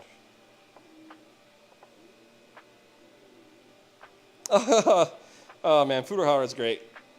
That Go on Red. We talked to each other. He's a really cool dude. Furuhara is great. I don't know if I ever talked about the first time I talked to Furuhara. So years and years ago on Facebook, he just kind of popped up and I was like, oh, whatever. There's no way that's him, right? And they started posting images that like weren't on the line like anywhere, not on his like agency blog, none of that stuff. So I just, on a whim, sent him a quick little message, and yeah, he got back to me. And then we talked for a while, and we ended up getting kind of buddy-buddy. And then I stopped using Facebook, started using Twitter a little bit more, and then he started using Twitter more a little bit recently, and we reconnected. So Furuhara, subarashi otoko desu. Good guy. I like that guy a lot. He's awesome. Go follow Furuhara's channel. He just started doing English subtitles, and he's got some really cool interviews. I think they just got the interview with Go Red from GoGo 5, Matoi? Yeah, I think they did that interview. And the English subtitles for it are up. And it's really funny because I remember the online discourse about, oh, that's Go Red. And it's like, no, Go Red's from GoGo 5, not Go On. It was a whole thing back in 2008. So the fact they kind of acknowledge that in their video is Really funny. Go check that out if you can, y'all. All right, let me check the chat and see what's up.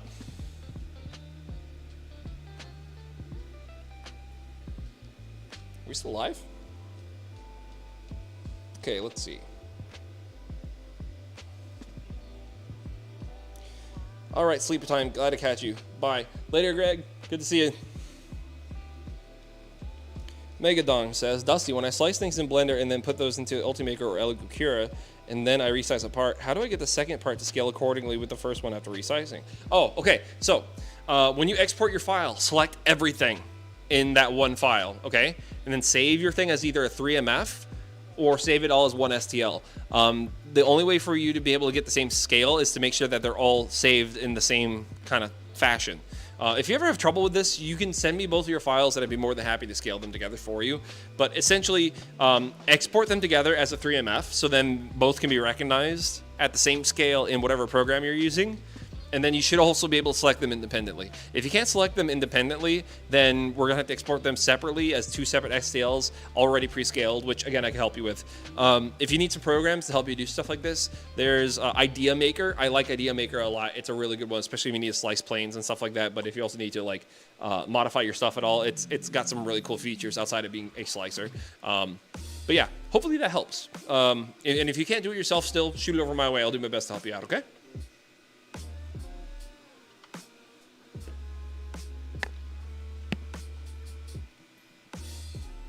Ooh, I think I still have a little bit of Coca-Cola. I want that. Oh my God. Okay, so I need to get the iPad out wherever I set that down. Oh, there it is. Now this is connected to my computer upstairs that has all my stuff on it. I haven't brought the office computer back here yet, and that's what we usually streamed on, but I'm beginning to think it might be time to completely gut that machine and rebuild it on the inside so we have a more dedicated work desktop and streaming center. We're using Katie's old laptop for now, and she's going to be getting an upgrade here soon, just because things aren't keeping up with her as well as they used to. Oh, and then another cool thing about that FS Laser thing I was talking about earlier, all this stuff's online, so you do most of your stuff over the network. It's not all online either. I mean, like if you want to do it offline, you can. It gives you an IP that you can ping into. But yeah, I could theoretically, if I have material in my laser cutter and I'm not at the laser cutter right there, and I have somebody else here to watch, I could laser cut this from wherever. That's what we're trying to get to, a point where you can come up to like a booth at a convention with us, and there's a screen. You don't even have to talk to us. You can order something right there, and then on your phone, you get like a video showing you all your stuff being made. And that's what we want to get to eventually. And we also want to, again, like I said, get this to a point where we're doing this all green. So like all the bamboo shoot poops are going to be turned into like, you know, actual usable products again, or filament that we could sell, and all of it's going to be done through solar panel or solar power. Excuse me. Slowly but surely, we're building up to that, because if this is the future, it needs to be renewable just as much as it is feeling like it's the future. You know what I mean?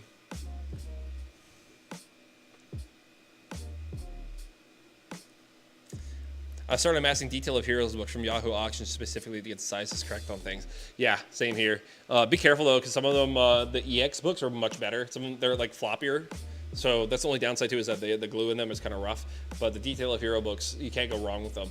But if you want ones where you don't have a problem with like tearing the book apart, Uchusen, that magazine, Uchusen Hyper Hobby, they actually do the Detail of Heroes pictures, of course, over the course of the year in those magazines. And most of the scans you'd see online from back in the day came from those books, because they're easier to rip out of the magazine than they are to tear apart a whole hardbound or softbound book. So yeah, Uchusen magazine or Hyper Hobby, both of them have those as well. All right, cool. All right, so first thing I got to do is I got to slide on over to Jump Desktop. That's what I use for my iPad to get up to my computer upstairs.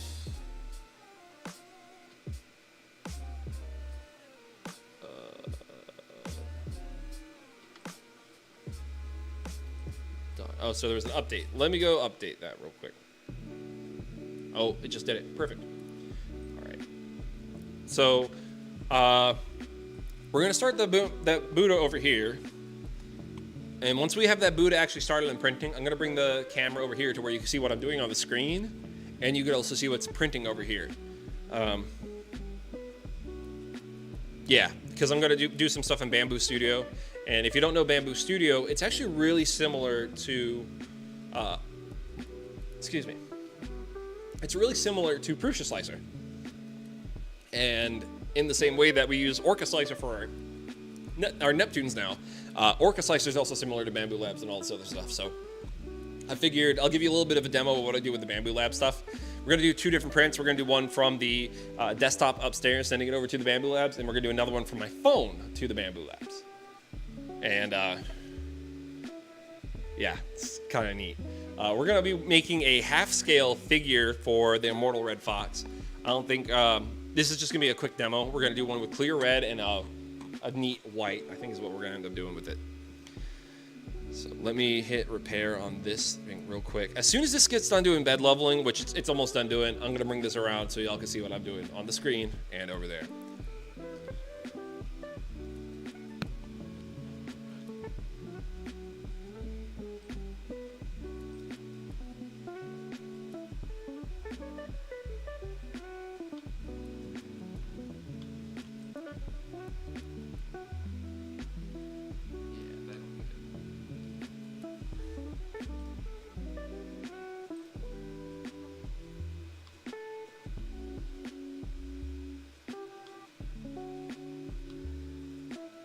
Okay.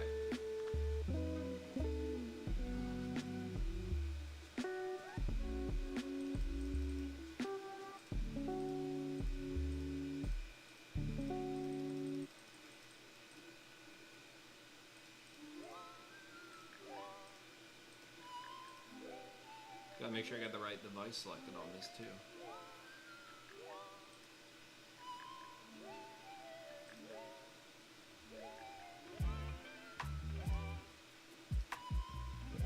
Okay, cool. I think we got that set.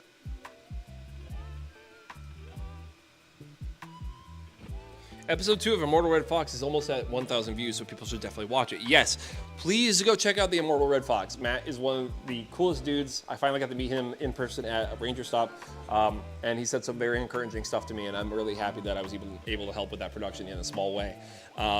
So please go check out the Immortal Red Fox. Go watch those episodes. It's now an awards-winning, not award-winning, awards-winning internet series. Go check out the show. Go leave a comment. Tell them Dusty sent you, and that you are also going to congratulate them for me. Go congratulate them for their awards. They definitely deserved it. Okay, so let's get this started printing with the Buddha, and then we're going to move the camera over here so you can see what I'm doing for the Bamboo Lab print.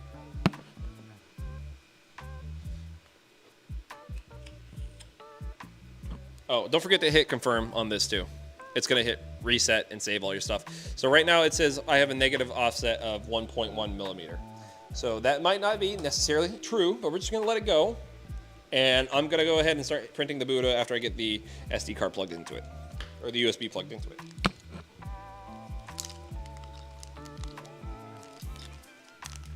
Oh, hey. Sherman just jumped in and said, I forgot to say thanks for reminding me to add more plastic tip layers to my helmet. It looks better. Thanks a bunch, man. No problem. I'm glad I could help. Wanted to make sure that you made the best damn helmet that you could have possibly made. And I really appreciate you taking my advice. Keep it up, man. The more you do, the better you're going to get. And I always love seeing people start making stuff like that. Keep it up, Sherman. Proud of you. Keep it up.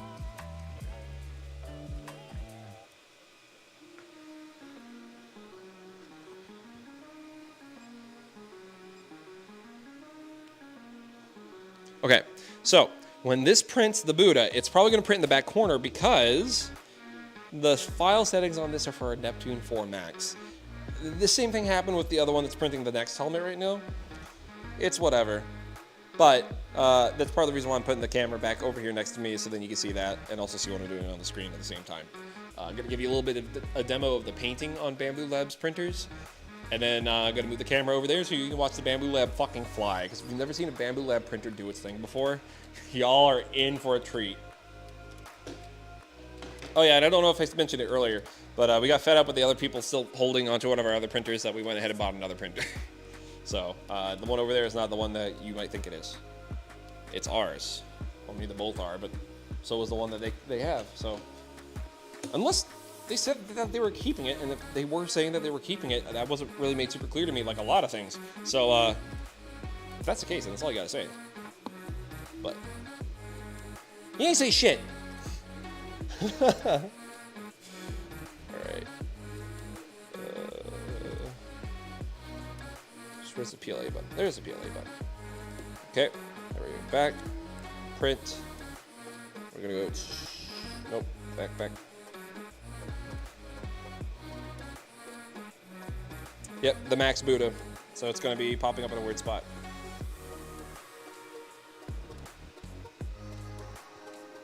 Okay, yep, all right, we're gonna move the camera over now to where you all should be able to see what I'm working on. One sec.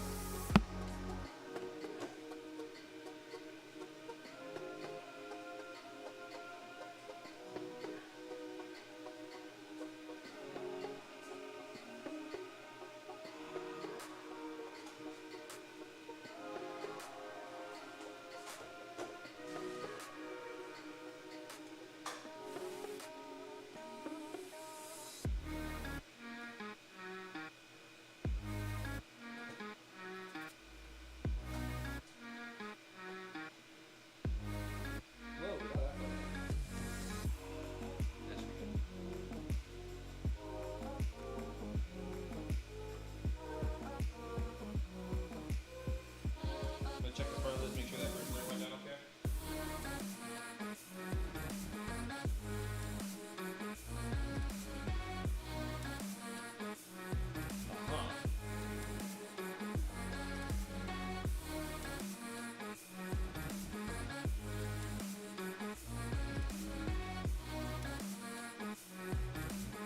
I think it's printing okay. I can't quite see. That's my only complaint about this printer. You can't see how the first layer is looking after it starts.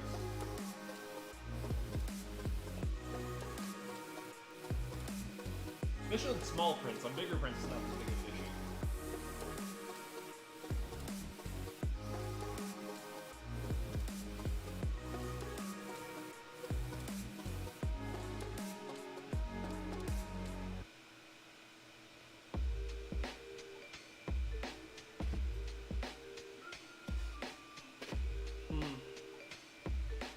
Well, it looks like it's laying down okay. We'll see how it turns out.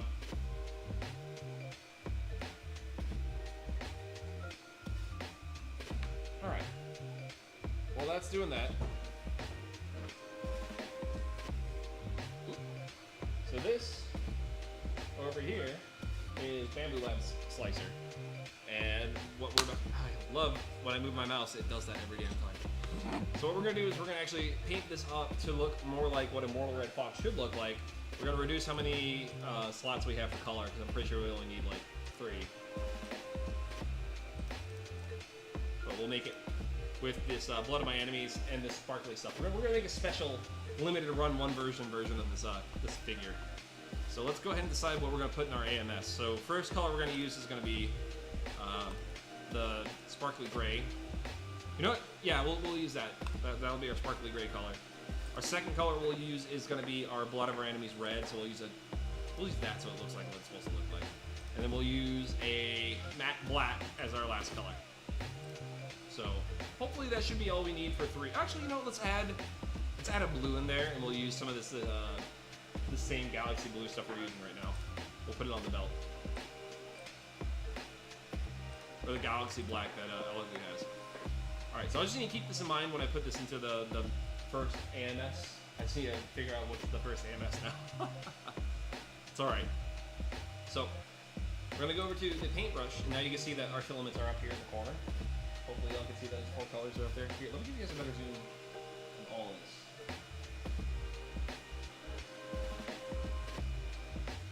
We'll come back and look at this in just a second.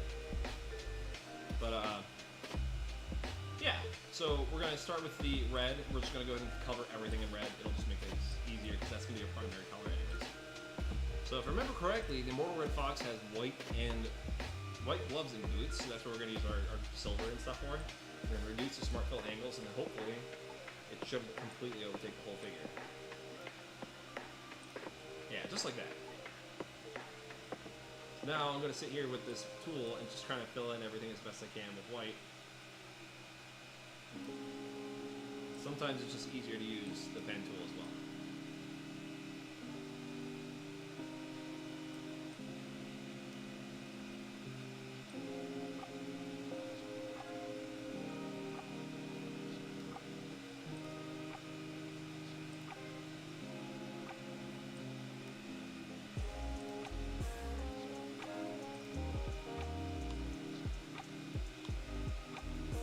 and cover all these little tiny spots too, because it's less chance that your machine will just randomly want to switch to that color and do like a tiny little spot and waste time.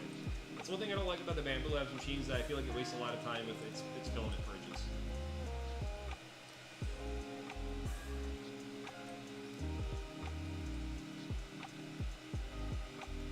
But yeah, it doesn't have to be perfect, just enough to where you know what's what. We'll rotate this around, make sure it's looking good. Yeah, we still got some more spots we still got to fill in with the paintbrush.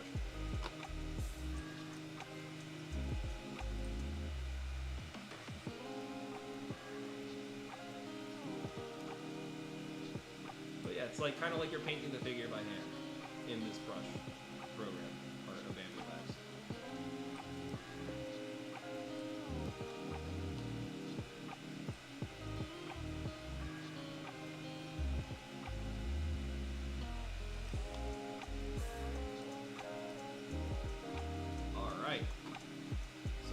Paintbrush back out, or the paint bucket. I'm just gonna go ahead and start doing a few spots. Oh, nope, that's no good. We want that. I don't want to make it go too strong and then we end up losing detail.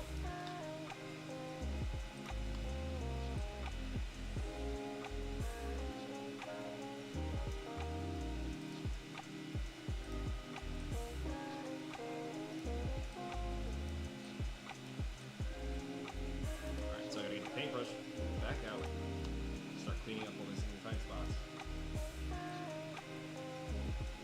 Oh, we have a guest. Ladies and gentlemen, we have a guest.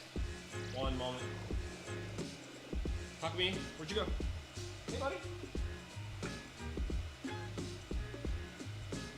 Oh, sorry, I'll give you 2 seconds.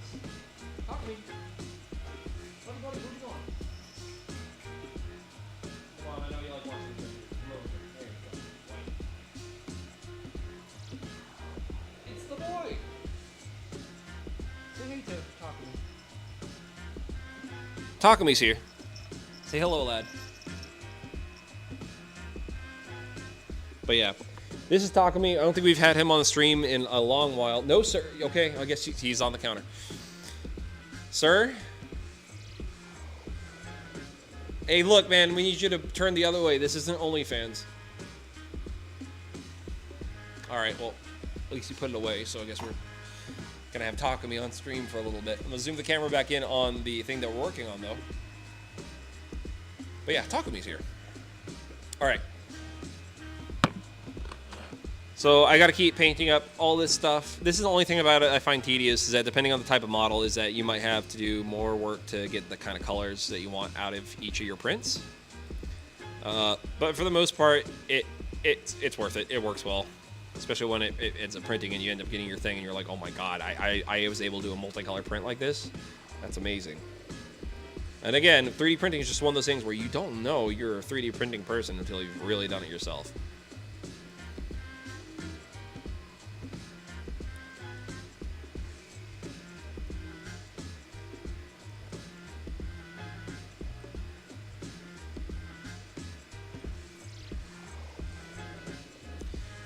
Okay.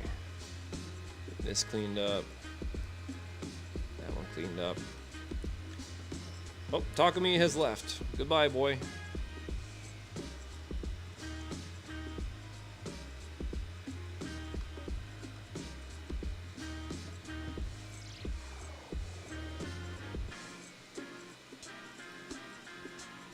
There we go. It's getting there.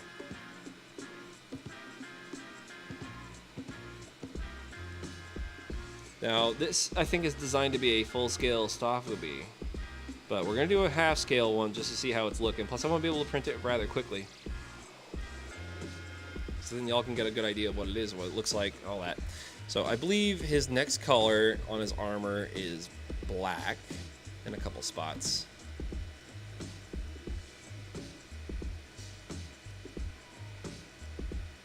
I think it has some, I can't remember if it's white or it's red. It's okay, we're making a custom one. This is the Dusty Special, like I said. I'm gonna come back in with the paintbrush tool to fix some of this later.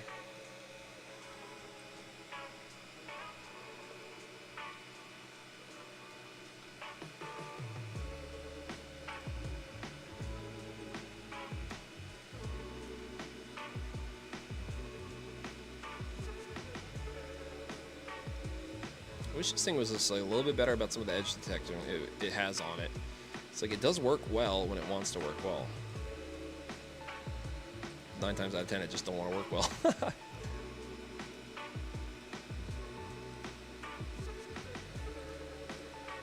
Oh, I jumped out of the painting mode, my bad.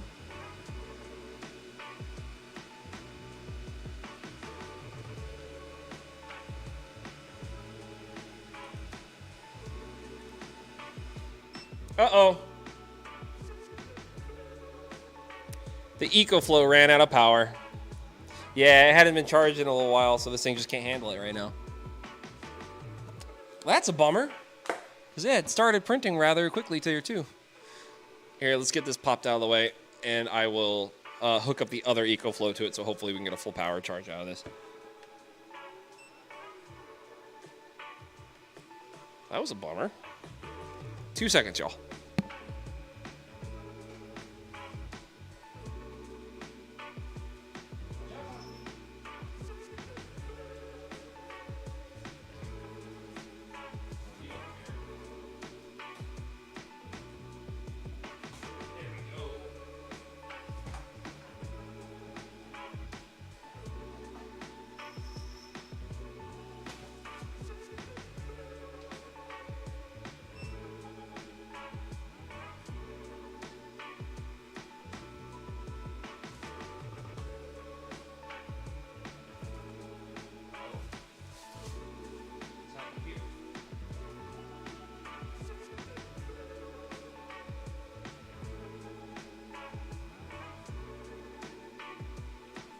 It blew a fuse.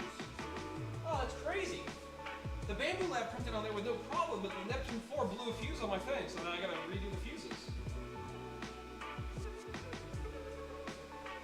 That's not good.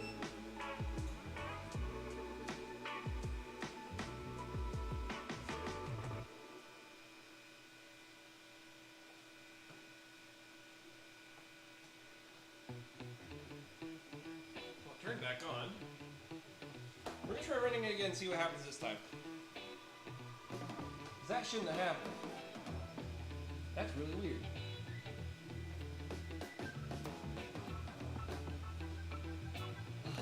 I already pulled off the part, so we're gonna have to tell it just restart. That sucks.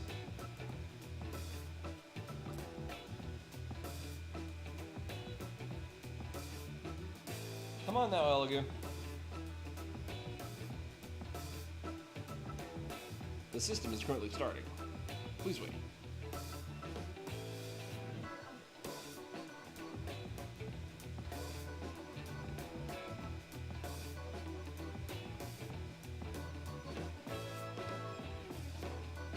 Okay, prepare, temperature, PLA. Print. Buddha again, confirm.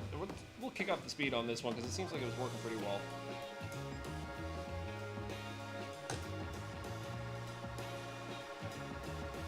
Hopefully that won't be a problem.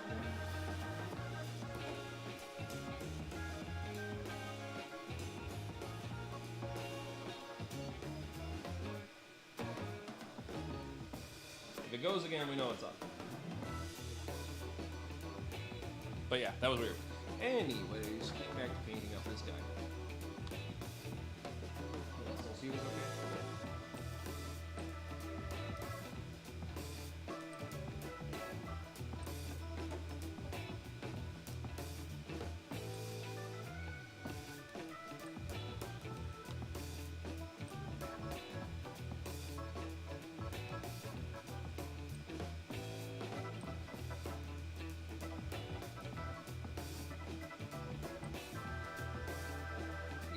Easier just to paint other parts of it first.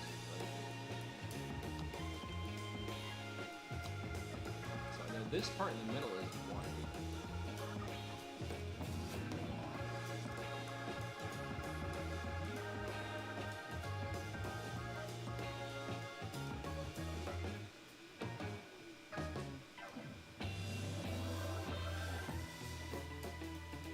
Oh my goodness, smart line. Paintbrush.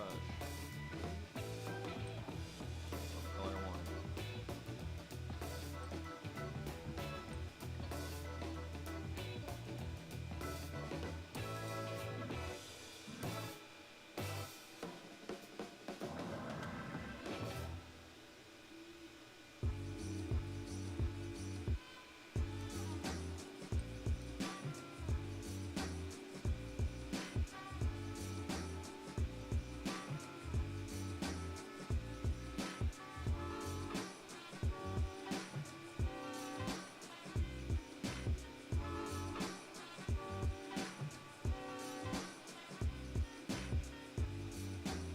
hopefully this will be good enough. Like I said, we're only going to be doing like a half-scale version. I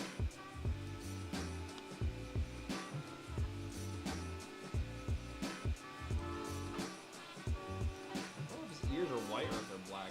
I'll have to check chat in a second. I'm sure somebody's screaming at me about it right now.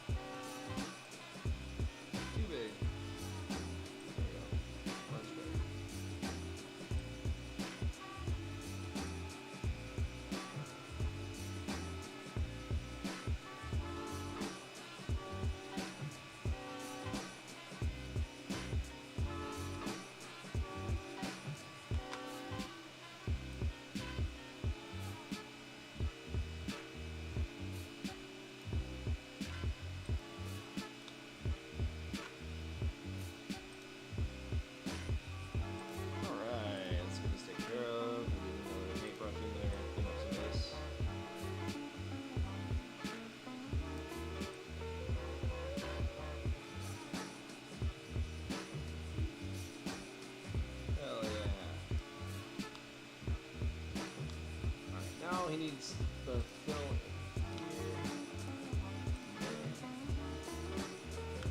Just want the paintbrush cleanup on this side.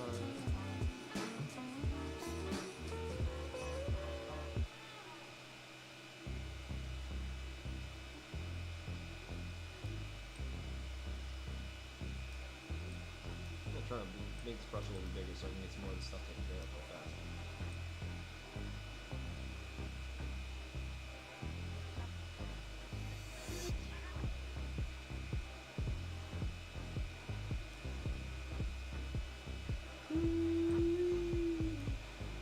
To do, but we're doing it.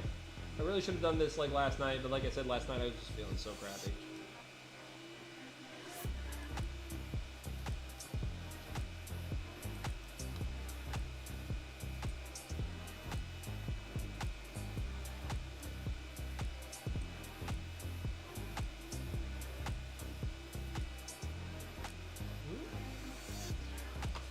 Drop this down and switch back over to black for just a second.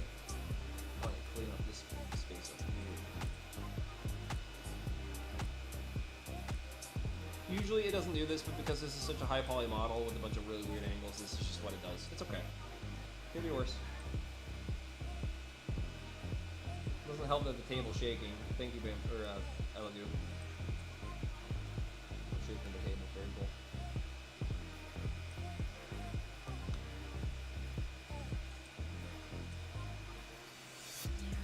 That's not too bad, right?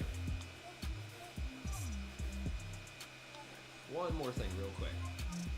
Let's make this guy right here in blue.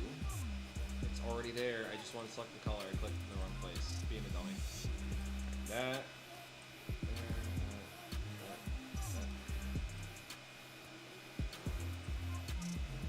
You know what? I'm just going to use this because it'll probably be easier. I'm trying to make that thing work for me. Much better.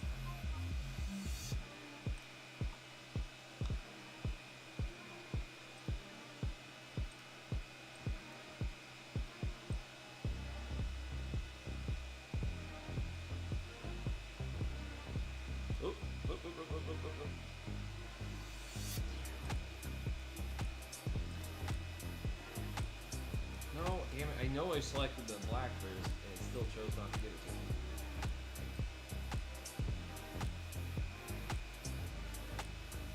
There we go. That looks a bit better.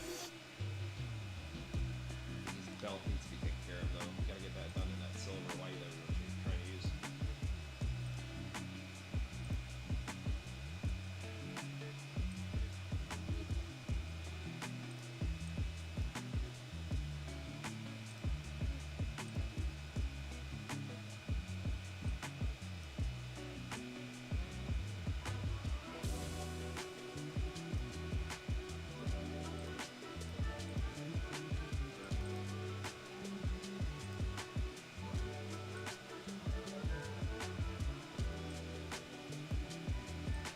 That might be the best we get on that side, honestly. I would be going a little bit faster and a little bit more meticulously if I wasn't trying to do this on like a small time crunch, but I want to get this done so we can actually show you guys like what this looks like when it's done. It's like I'm so sure y'all are gonna be like, yo, that's so cool.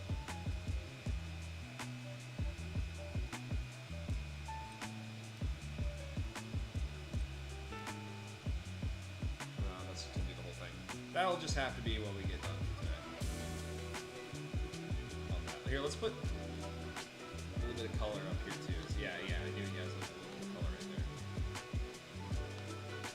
Actually, let's go look at a picture of him real quick, just to make sure I'm doing this just right.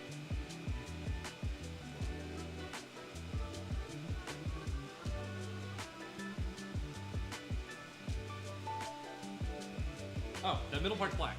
My bad. And the ears are white. Huh? Knew I was doing something weird here. Let's fix that real quick. I like that. That was too much.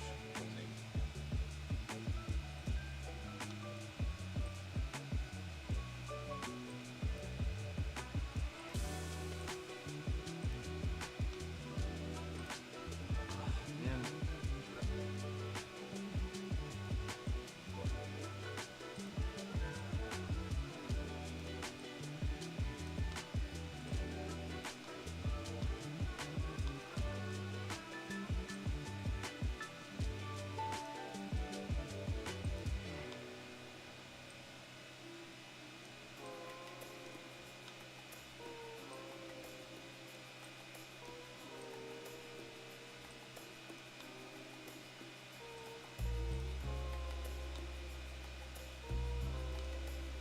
What's that paintbrush tool?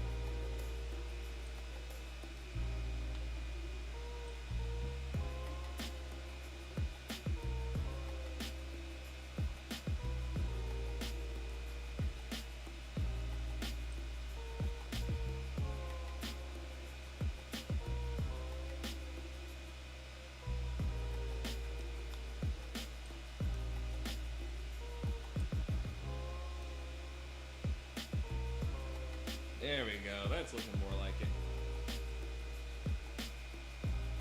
Oh, is this armor all black? Oh, it is all black. Oh, and this white. Oh, yeah, no.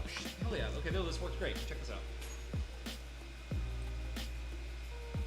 So just now notice there's something else on there, too. So let's do this. And paint up this part right here, because now I'm a little more confident in what it looks like.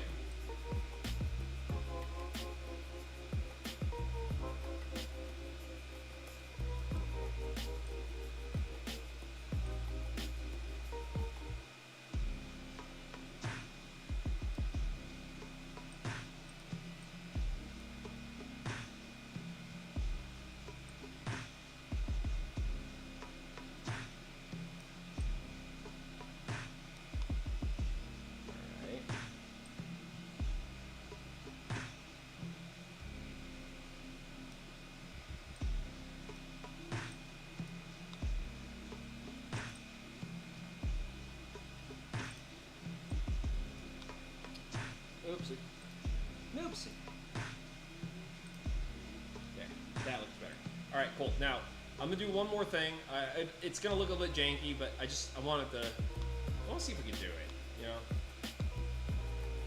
This tool, get the paintbrush tool out. We're going to lower the size of it so it's much smaller. Not that small.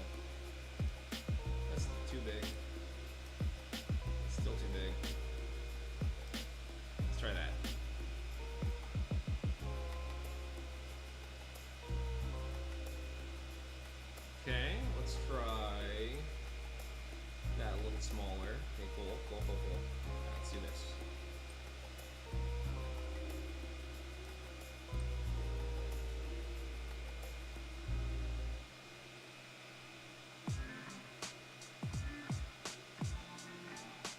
Sorry, it's all janky. The table is shaking like hell.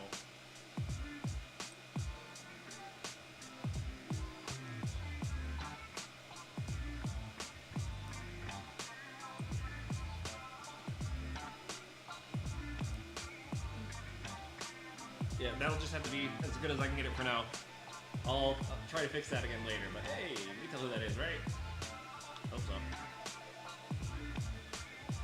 Trying to get a good look at his belt too, make sure we got the colors as close as we can. For now, that'll do. Alright, I'm satisfied with this. Let's go ahead and move along and see what else we can do to print this quickly. Alright, so let's do it at a 0.8.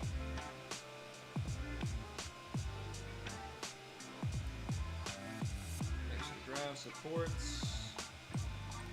Come on now, turn them on. Tree supports. Let's do threshold angles. 70, so 30. On build plate, support critical regions only. Actually, just get rid of the on build plate because then we can do multiples. Get the slice plate. Hopefully, we should also get a purge block too. It's gonna take 8 hours. And we can't even look at the darn thing because of how small it is on here. How many layer shifts is it gonna take? Or not layer shifts, but filling changes. 237, yikes.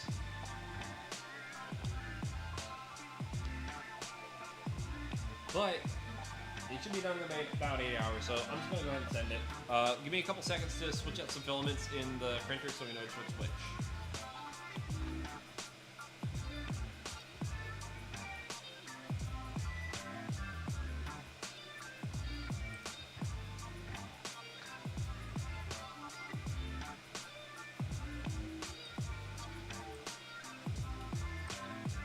Is it being picky and not letting me see what I want to hit?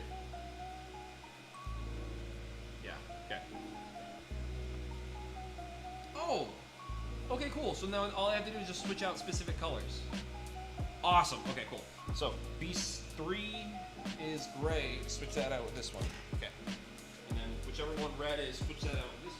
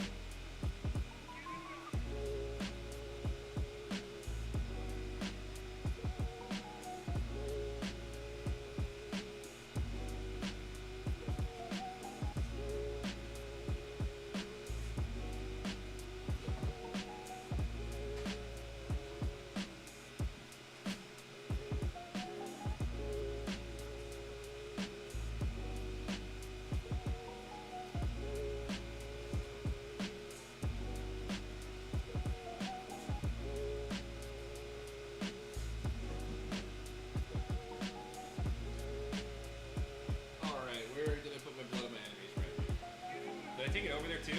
I did. Ah! 1 second.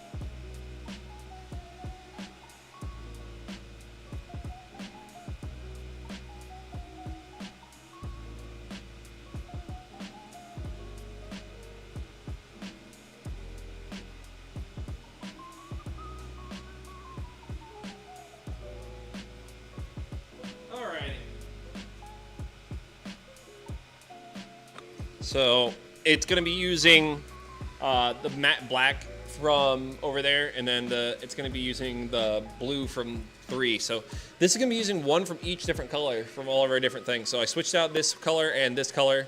So it should have Blood of My Enemies red and the clear silver gray for all the white spots. This will be just for this one though, I think. Let me move this over and make sure there's a purge block. Okay, there is a purge block. And we're going to name this as Red Fox EX. Now, it's not a full-size one, but it's just like a, let's see what it ends up looking like thing. I'm gonna hit send. Now,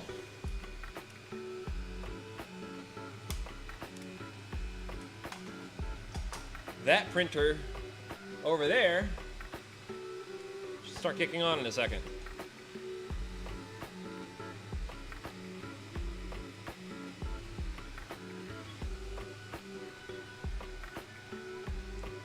Yeah, y'all see it turn on?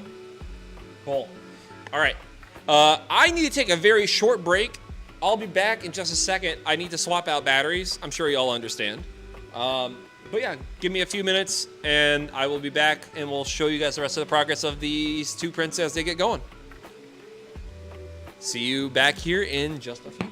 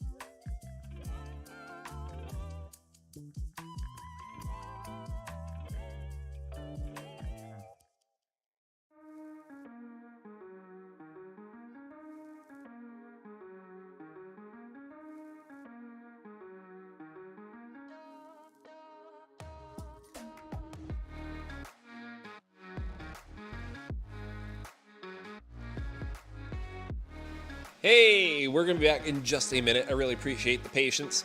We had a bit of a technical issue with the OBS not working right for a second, and for some reason now it wants me to re-sign back into Google, but I checked. Apparently I am still streaming. I hope I'm still streaming. If I'm not still streaming, can somebody message me over at dustin@thenextdecade.co over on email? That'd be great. But I think we are still running.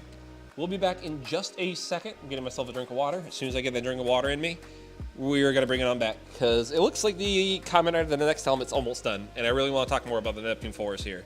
So, yeah, give me like another minute to drink some water and enjoy the Neptune 4 printing. Or, excuse me, the Bamboo Labs X1 Carbon printing Mortal Red Fox. 1 minute, y'all.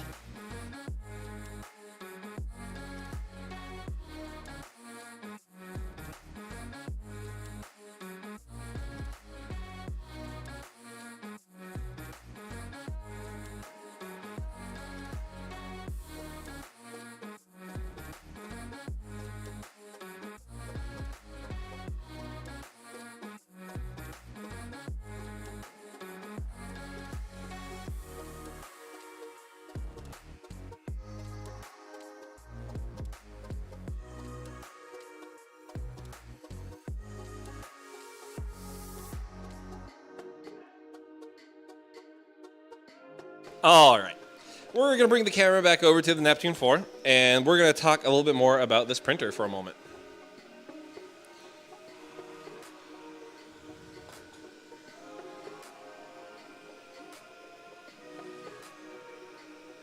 I really do like this new lens we got. Do you guys like the new lens? It's got a similar setup to the old one, where it can do 16 mil, but it's also got a decent zoom on it, where you can go zoom all the way to 70, which that's awesome. That's really cool. So, did this turn itself off? No, I turned it off. That's right.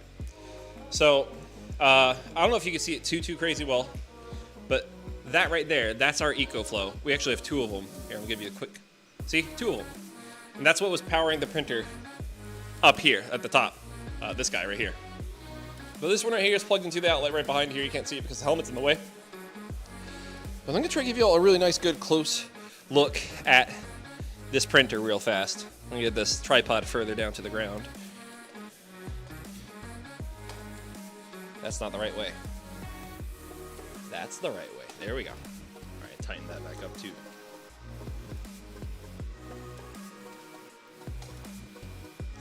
Isn't that gorgeous? I'm actually really impressed. I was scared because the Neptune 4 Max and Pro have been doing nothing but giving me problems. And I really did not want to order a bunch of these machines if it was going to cause us some future problems.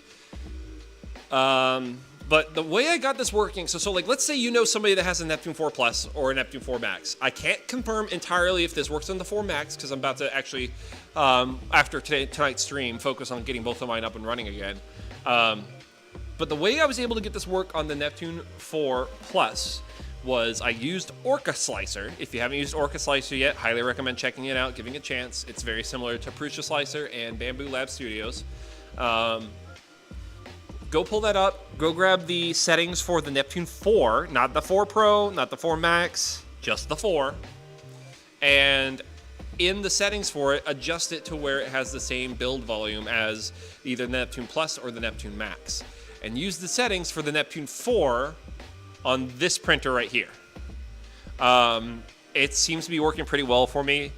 I'm going to zoom in the camera a little bit more so y'all can get a closer look at some of the detail on this printer. You see some stringing from the supports, and the supports look like they're not completely forming all the way. But in reality, it's printing as thin as possible on those supports in order for it not to waste material, but also not get stuck into your print. And you can see it's kind of stringy. That's my only complaint, is that it's kind of stringy. But that's only between the supports, and I think that issue is caused because of the different type of heat break that's on this printer's nozzle versus the actual Neptune 4. Outside of that, the detail that's printing on this printer is coming out really nice. Y'all see this, right? Like, it's very clean. I'm honest to God really impressed and rather pleased that this has been coming out as nice as it did. I would say that this prints about as well, if not better, than the Neptune 3 did, but that's only because I'm using Orca Slicer. I haven't tried using Elegoo Slicer on this yet. I haven't gotten this thing to connect to Fluid or any of my online services whatsoever yet, and that's one feature about these printers that's kind of bothering me, is that the network capabilities on them aren't that great right now, and that's kind of a shame. I know some other people have gotten it to work for them, and that's great that they've been able to get it to work for them, but I don't have a lot of crazy experience with Klipper. Klipper I'm actually relatively new to this year, and I haven't spent too much time exploring Klipper. I'm still very familiar with the previous most modern and well-known slicing software of Marlin, which, if you guys don't know, Marlin still is very viable, and some new versions of it I hear are starting to, start taking some swings on what Klipper can do. So, something to keep an eye out for. But this runs a version of Klipper. This Elegoo printer runs a version of Klipper that is Elegoo flavor Klipper, and I'm just gonna say it. I'm gonna be real. I kind of wish they did not do that. Klipper's already open source. It already has a bunch of different stuff on it. Like, why not just use your own version, or why not just use the version that everyone already uses? I don't think there's any shame in it, but I know there's a way to where I can flash the firmware to where I can run my own version of Klipper, and this shouldn't be an issue. So we'll see what ends up happening in the long run. All I know is that this print is almost done. I'm going to lift up the camera so y'all can see how much is left. We have 90% of this done, That means there's 10% left, and hopefully that will be done within the next hour or two. I kind of want to stream until this is done. Another part of me does want to hop off because, I mean, I have been going for over 3 hours today, which is good, but, like, yeah. I kind of want to do longer streams on the weekend so y'all can see what's printing, what are we working on.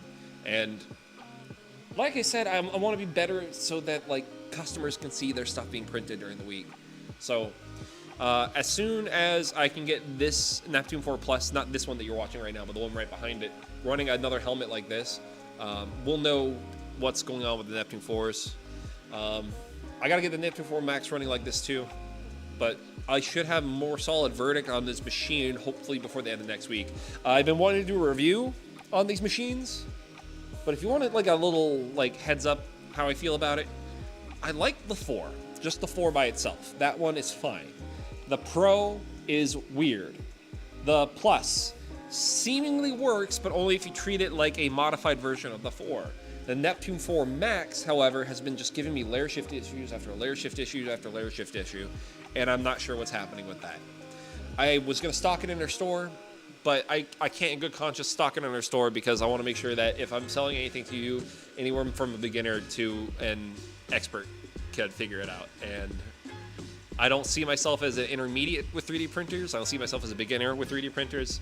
The fact it's got me as stumped as it is blowing me away. But I haven't tried everything that's possible, so the minute I know what's up with the Max, yeah, we'll share it. But, yeah. With that being said, I'm going to show you another machine real quick and what we're going to be doing with it. So this one right here, I'm going to bring this back out a bit and lift it one more time. So this guy right here, whoop, oh, okay, you know what? Yeah, let's just get our cables all tangled up on everything, why don't I? There.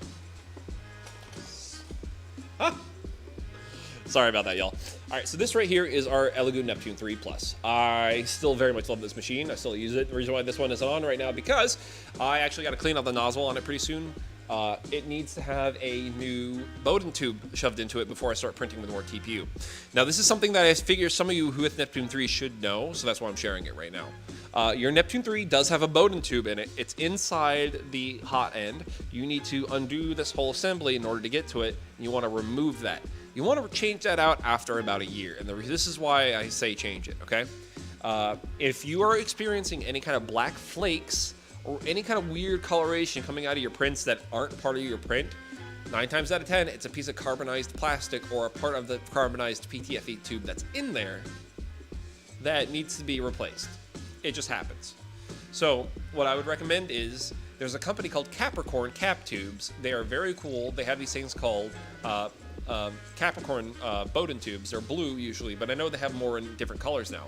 And if you noticed when I was holding up the baggie for the Neptune 4 Plus, how it had that little blue tube in there, that's another cap tube. They've actually switched to them during the Neptune 4's run. But in the Neptune 3, they still use pretty generic white ones. Those can carbonize over time and mess up and push stuff through your print.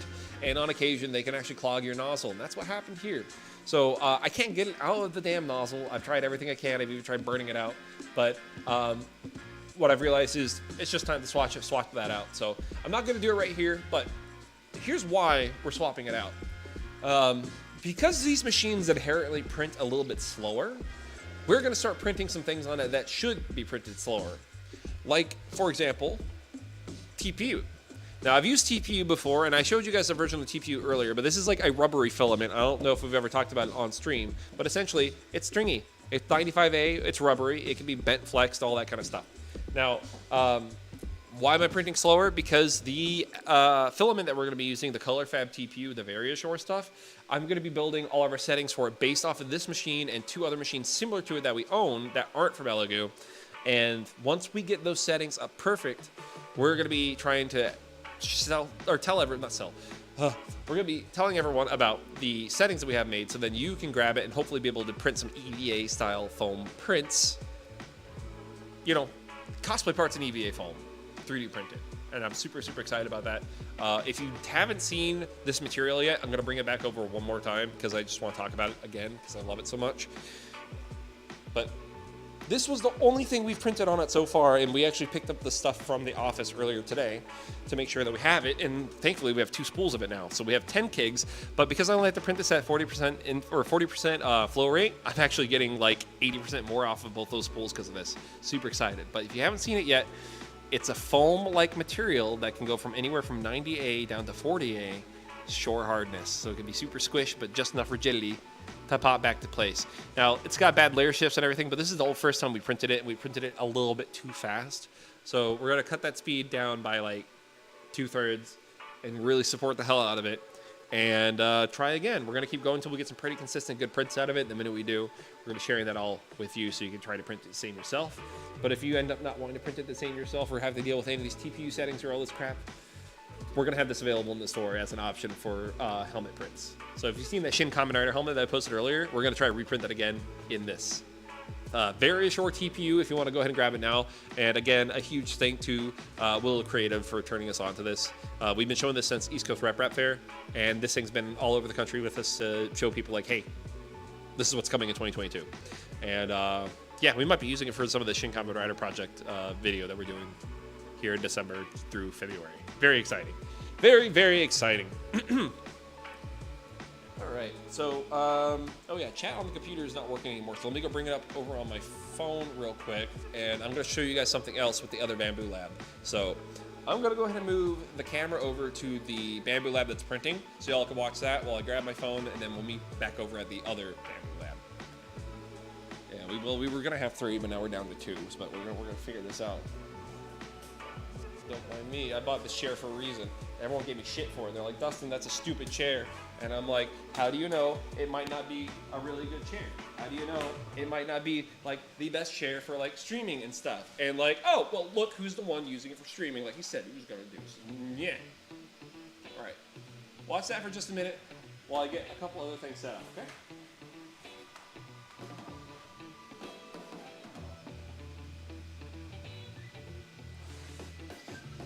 Look it up. So, if you haven't already, I would highly recommend going to go check out Maker World. It's Bamboo Lab's new version of like their printables, essentially.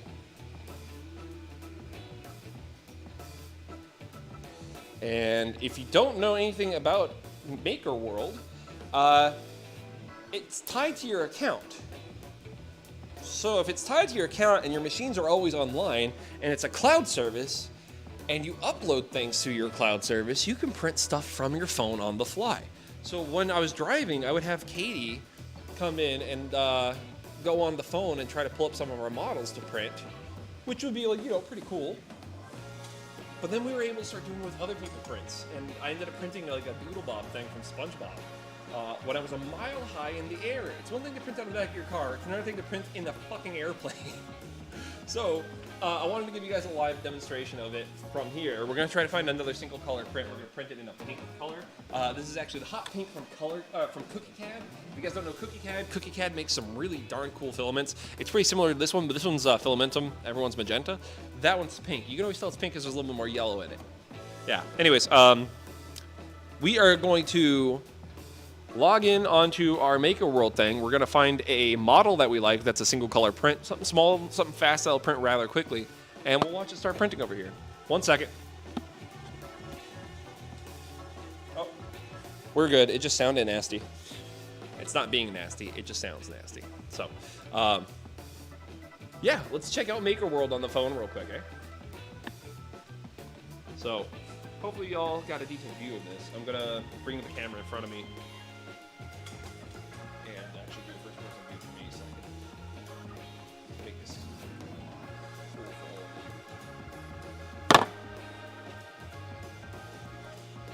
This will focus eventually. All right, there we go. All right, so this is Maker World. It's a bunch of different options of prints, all right here. These are all user uploaded. Sometimes there are things that shouldn't be uploaded on here, like somebody else's work.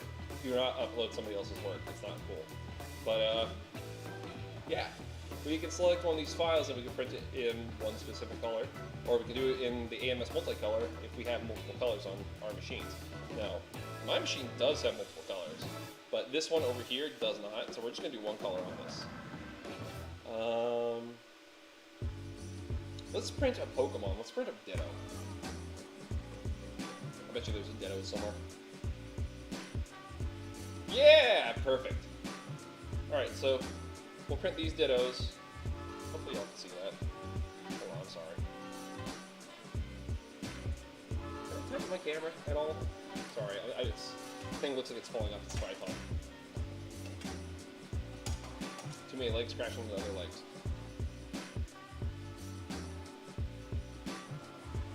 But yeah, so here's the Ditto.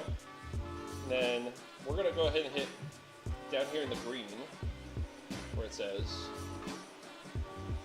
prepare to print. Hopefully, there we go, prepare to print. So now it gives us a bunch of different options. There's an AMS multicolored one, which could work if it did it on that machine over there, but we're not doing that. Fast, one color, quality, PLA, and 33 minutes. Let's see the 33-minute one. We're going to select that version right there. So y'all can see this is a 33-minute version. Yeah. We're going to hit print. Next, it's going to ask us which machine we want to print on. So I want to print on our new machine, V3 The Next. It's going to fill in an assignment. We already have it on school put back there. We're not going to worry about the color. We're just going to hit print now. So now it's sending the print job. If you look right here, it's now slicing on the machine. Now, I'm going to zoom this back out real quick.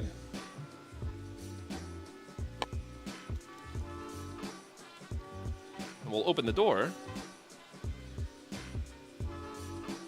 And this should start printing in just a second. Currently, it's heating the the heat bed's preheating, and then it's going to be cleaning the nozzle. Then it's going to do an auto bed level. It's going to calibrate its print extrusion, which is going to do a bunch of little tiny lines all over it, and then it's going to start printing.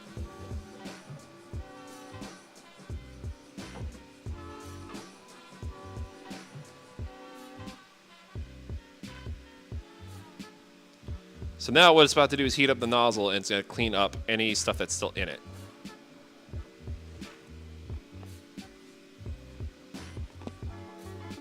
But yeah, that's how easy it was to start a print from my phone. Is it going to be a perfect thing? Probably not. But the fact I was able to print from my phone literally anywhere is nuts. The fact I could hook this up to a battery and put it in the back of my car and print while I'm moving is nuts. This machine in general is nuts. So if you're on the more high end and you want to get a printer, Bamboo Labs is actually doing a Black Friday sale. This printer runs for about $1,500, which I know is pretty steep, but that comes with an AMS. That means you can print up to 4 colors on this thing. And you can also print in carbon. There's carbon fiber materials you can print on this machine. It is a damn fine piece of hardware. Now, there's other machines that Bamboo Labs sells for a little bit cheaper, but for the Black Friday deal, they have $150 off of this machine, so you're saving 10%. But some of their other machines are also going for $150 off. So if you want a little bit less crazy of a Bamboo Labs printer, the P1S has an AMS that works with it. The P1P can also work with an AMS. They run a little bit cheaper. They aren't fully enclosed, but you can print your own enclosures on those machines. If you're interested in a Bamboo Lab printer, now would be a great time to grab one. And if it seems like anything over $600 is way out of your asking range for a 3D printer, they just recently revealed the A1 Mini, and that also has an AMS system on it. That one runs for a little bit less than $600. So, you know, checking out other stuff just in Elegoo, trying to find what machines work best for everyone. And I'm not gonna lie, these Bamboo Lab machines, I wanted to wait a little while to see if there's anything wrong with them, and they seem to be working rather perfectly. And they are. I'm really surprised and very impressed with the X1 Carbon. So I'm gonna zoom this in a little bit more so you can see what's gonna happen when it starts printing here in a minute. And I'm gonna read off some chat here. Oop, well, dropped my phone.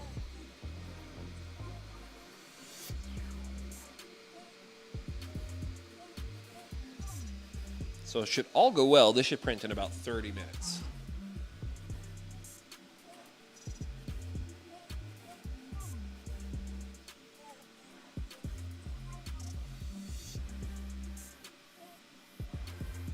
Yo, what is up, Matt? Thanks for coming in. I appreciate you.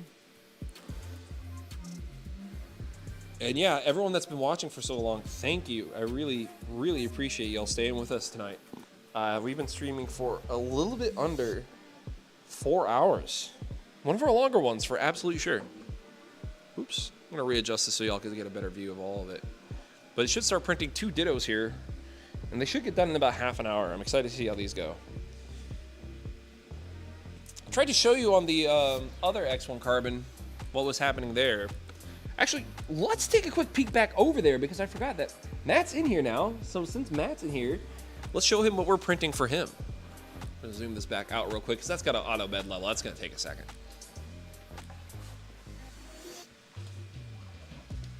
What do we got going in here?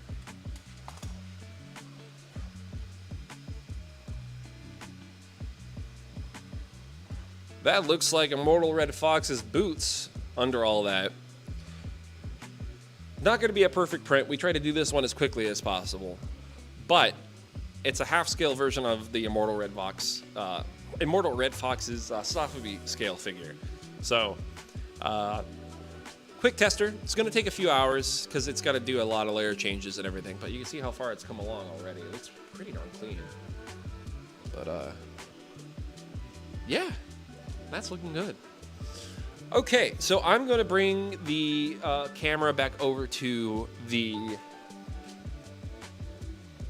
other Bamboo Labs because it looks like it's about to start printing here in a second. It's almost done with its bed leveling.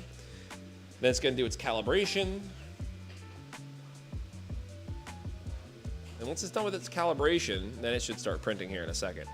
I'm not going to lie, y'all. I'm getting pretty hungry, so I think I'm going to go see what I can make for dinner real quick. So y'all enjoy watching this. I'll be back as soon as I can. Oops, wrong one. Sorry, y'all. I want to make sure you still have the main cam. My bad. I'll be back in just a second. I'll let you know what I'm cooking in a minute.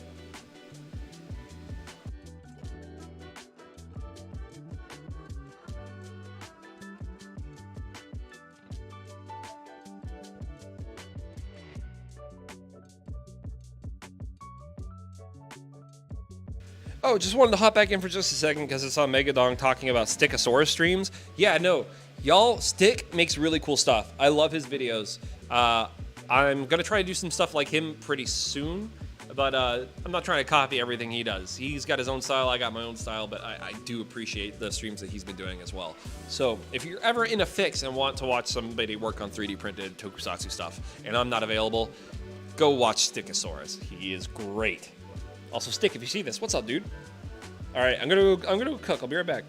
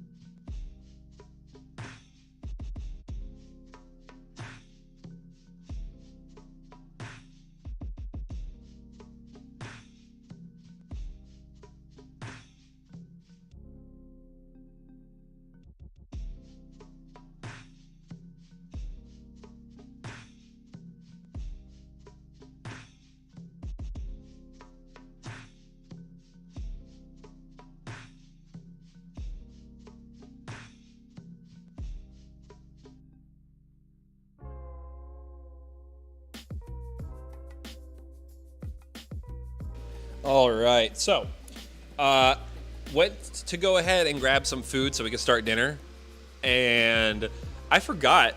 We tried this a couple weeks back, and I got more of it now. Does anybody like Wendy's chili?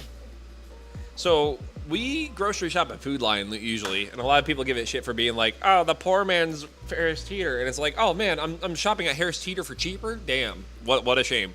Anyways, they started selling Wendy's chili as a canned chili, and like I like canned chili. Sometimes it's good to get, but I wanted to try the Wendy's stuff, and we got it recently. It's pretty good. So I'm gonna make a Frito pie out of it. If you never had Frito pie, this is Dusty's Frito pie recommendation. Put a layer of chips down first inside your bowl, then put your chili in there. Microwave it. It's gonna make like a weird mushy kind of like stuff at the bottom, but it's almost like a pie crust. Then after that, you're gonna throw down a small layer of cheese after it's been cooked. Throw down a huge, bigger, chunkier layer of all the Fritos. Mix that thing around, and then throw some more cheese and Fritos on top of it to like give it some extra crunch. Just yeah, mix all those things together really, really good and enjoy. So I'm about to do the same. I'll catch you back here in just a minute.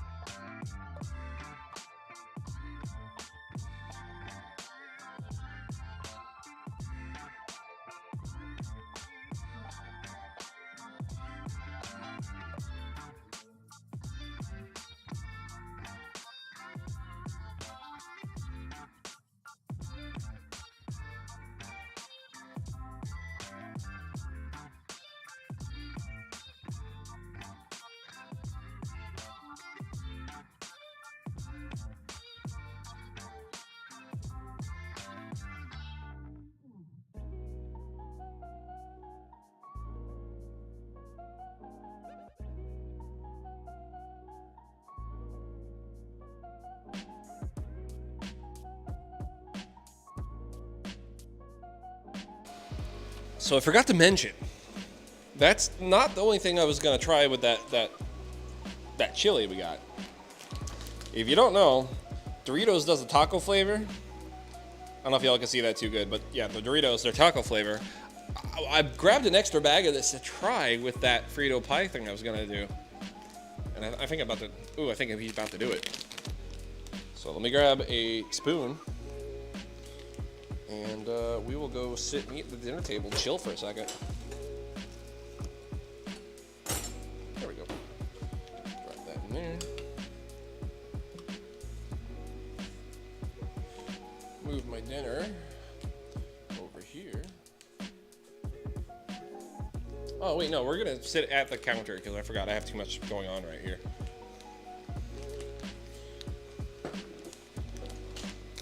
Put this over there. And give me 1 second to go grab y'all.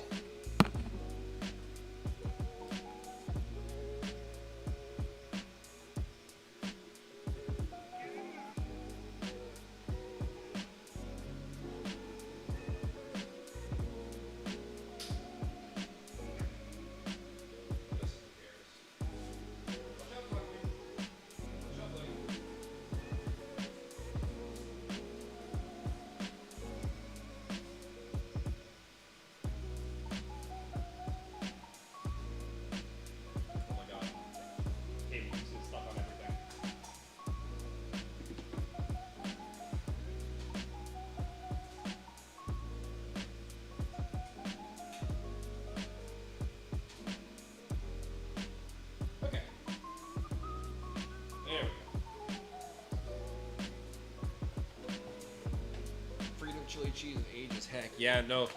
Katie and I were just like, what can we make with this? And I was like, I know what I can make with this. So that's what I made with this, is this. So while I'm here, if y'all have any questions about 3D printing or other stuff, go ahead and ask it all in the chat. I'm gonna be sitting here eating and focusing on y'all.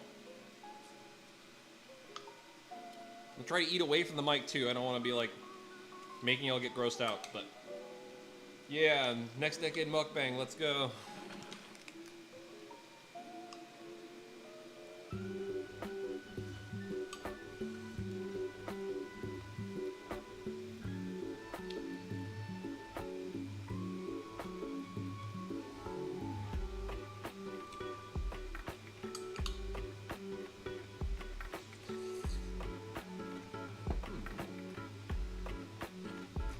Katie's in the chat. What's up, sweetheart? So here, let me turn this around. Hopefully y'all should be able to see the Bamboo Lab printer printing. Hold on. Why are you like this?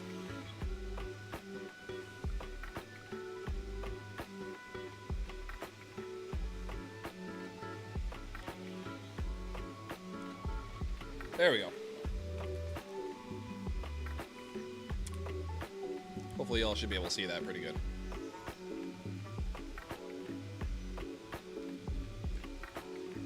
All right.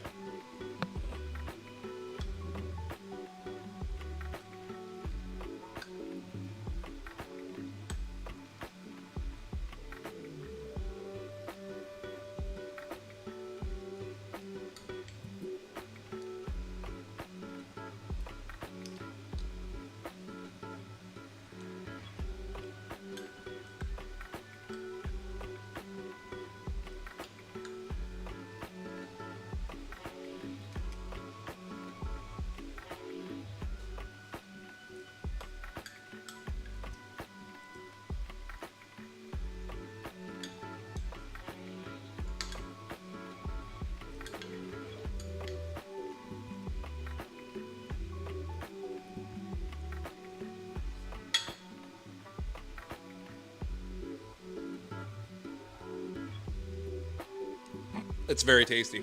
I'm honestly surprised how good it is. It is very good. All right. I'm going to pop in with one of these Doritos taco flavors. Mix it in with some of this to see if I like it. And if you haven't had taco flavor yet, seriously get it. It's awesome.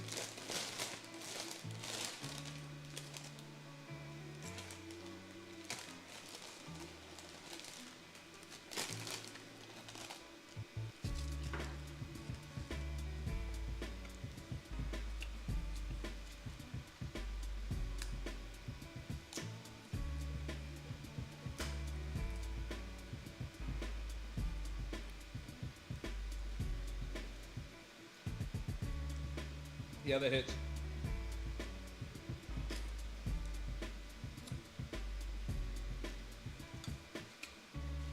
I'm just gonna break them up and put them in there with the rest of it. That's really good. Okay, so can confirm, you can swap out the Fritos and put in the Doritos of your favorite flavor in there. It'd probably be really good too. I wish this was slapped with Cool Ranch. Oh man.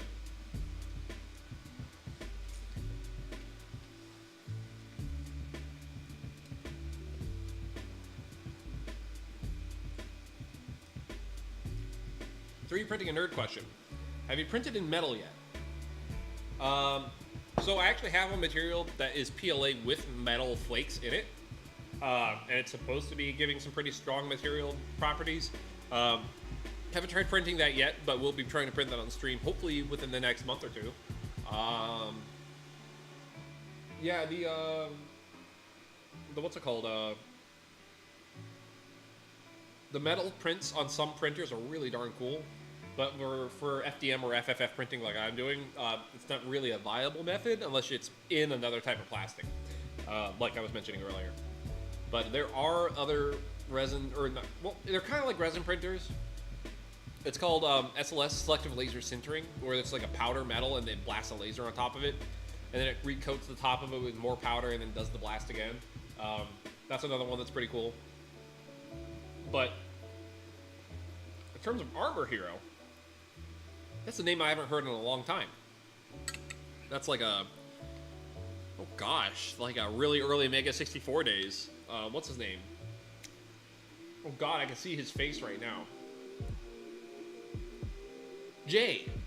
Yeah, Jay's the guy that did Armor Hero back in the day. Yeah, I remember that. Gosh, that was ages ago.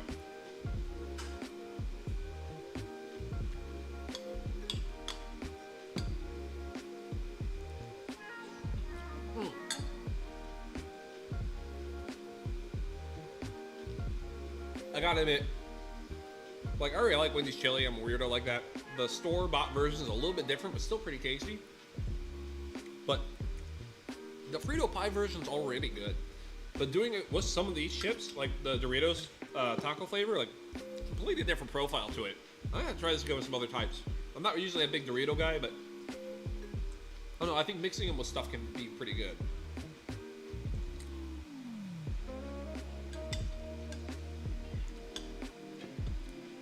Well, if you still talk to Jay, you tell him Dusty said hi, because I've only talked to him a couple times, but he was always really nice to me, and I hope he's doing good.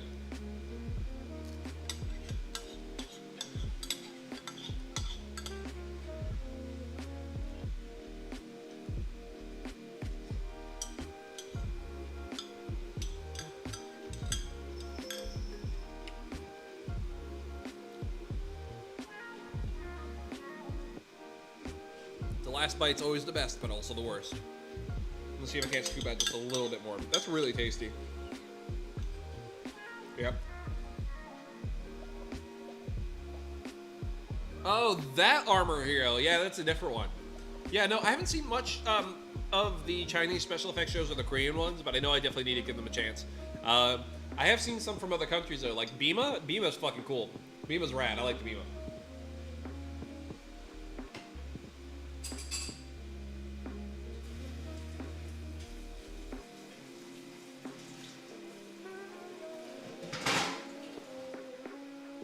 Also, I'm so happy because now I don't have to do dishes like I used to. I can just rinse them and then throw them in the dishwasher like any other sane person. This is great. Oh. I haven't seen one of the machines go in a little bit. Are we good? Did something happen? No? It says it's working.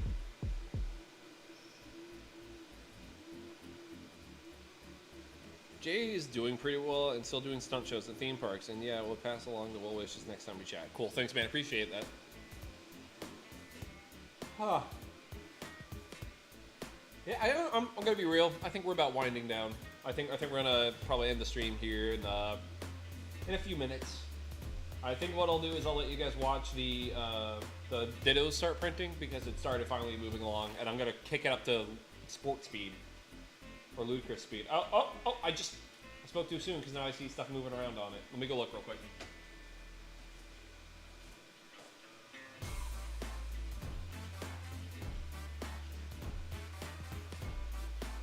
Oh yeah, it's not printing anything out of it.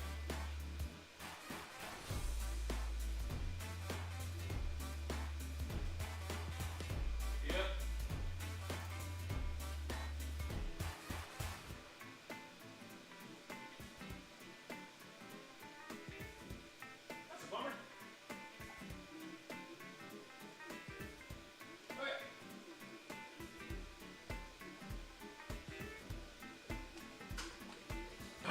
We had a print fail, which usually never happens on the Bamboo Labs, but I'm going to explain what happened.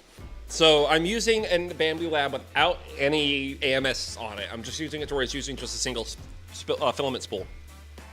I think it thought that it was okay and it was still printing, but it wasn't actually still printing. The filament got caught on a cable back there. Oh. So when it was supposed to be almost done, it actually got caught and just kind of sat there thinking that it was printing when it wasn't printing. So that's a bummer. I'm going to grab this, move it back over. We're going to start another print. I'm going to start getting ready to start winding some stuff down. But hopefully by the time that's done printing, we'll wrap up the stream. So if you have any other questions, whether it be 3D printing, Tokusatsu related, or Tokusatsu and 3D printing related, drop them in the chat now. I'll try to do my best to answer as many questions as I can before the end of the show. But yeah, I'm going to move you all over. I'm going to reset that thing. gonna start ready to wind it down because I feel like we've done a nice long stream today. I think I've gotten most of y'all caught up on what's happening. And if you missed anything, the VOD will be up and available. We have a whole thing down below where you can watch all of our on-demand streams. We are still thinking about moving over to the live channel. If not, the live channel might become like just a second channel in general. We'll see what happens. But yeah, appreciate y'all staying with me as long as you all have. Let me go move y'all over towards that printer. Let's fix that printer up again. And let's watch that out till the end of the night. Okay? Sounds good. If you have any questions, like I said, drop them in the comments below so I can get to them before the end of the show. All right, let's move you all over.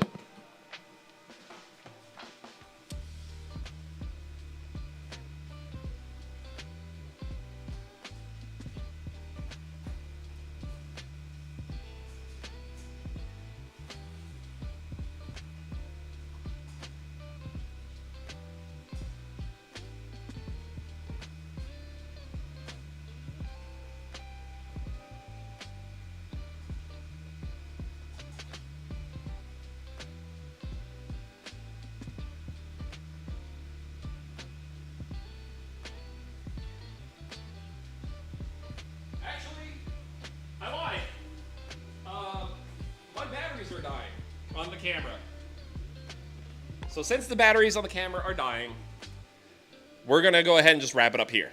So thank you so much for watching. I greatly appreciate you. If you want to see more frequent updates, go check out my Twitter at TheNextDecade. Hopefully, should all go well, we'll be streaming again tomorrow. So until then, y'all be good, and I'll see you next time. Later.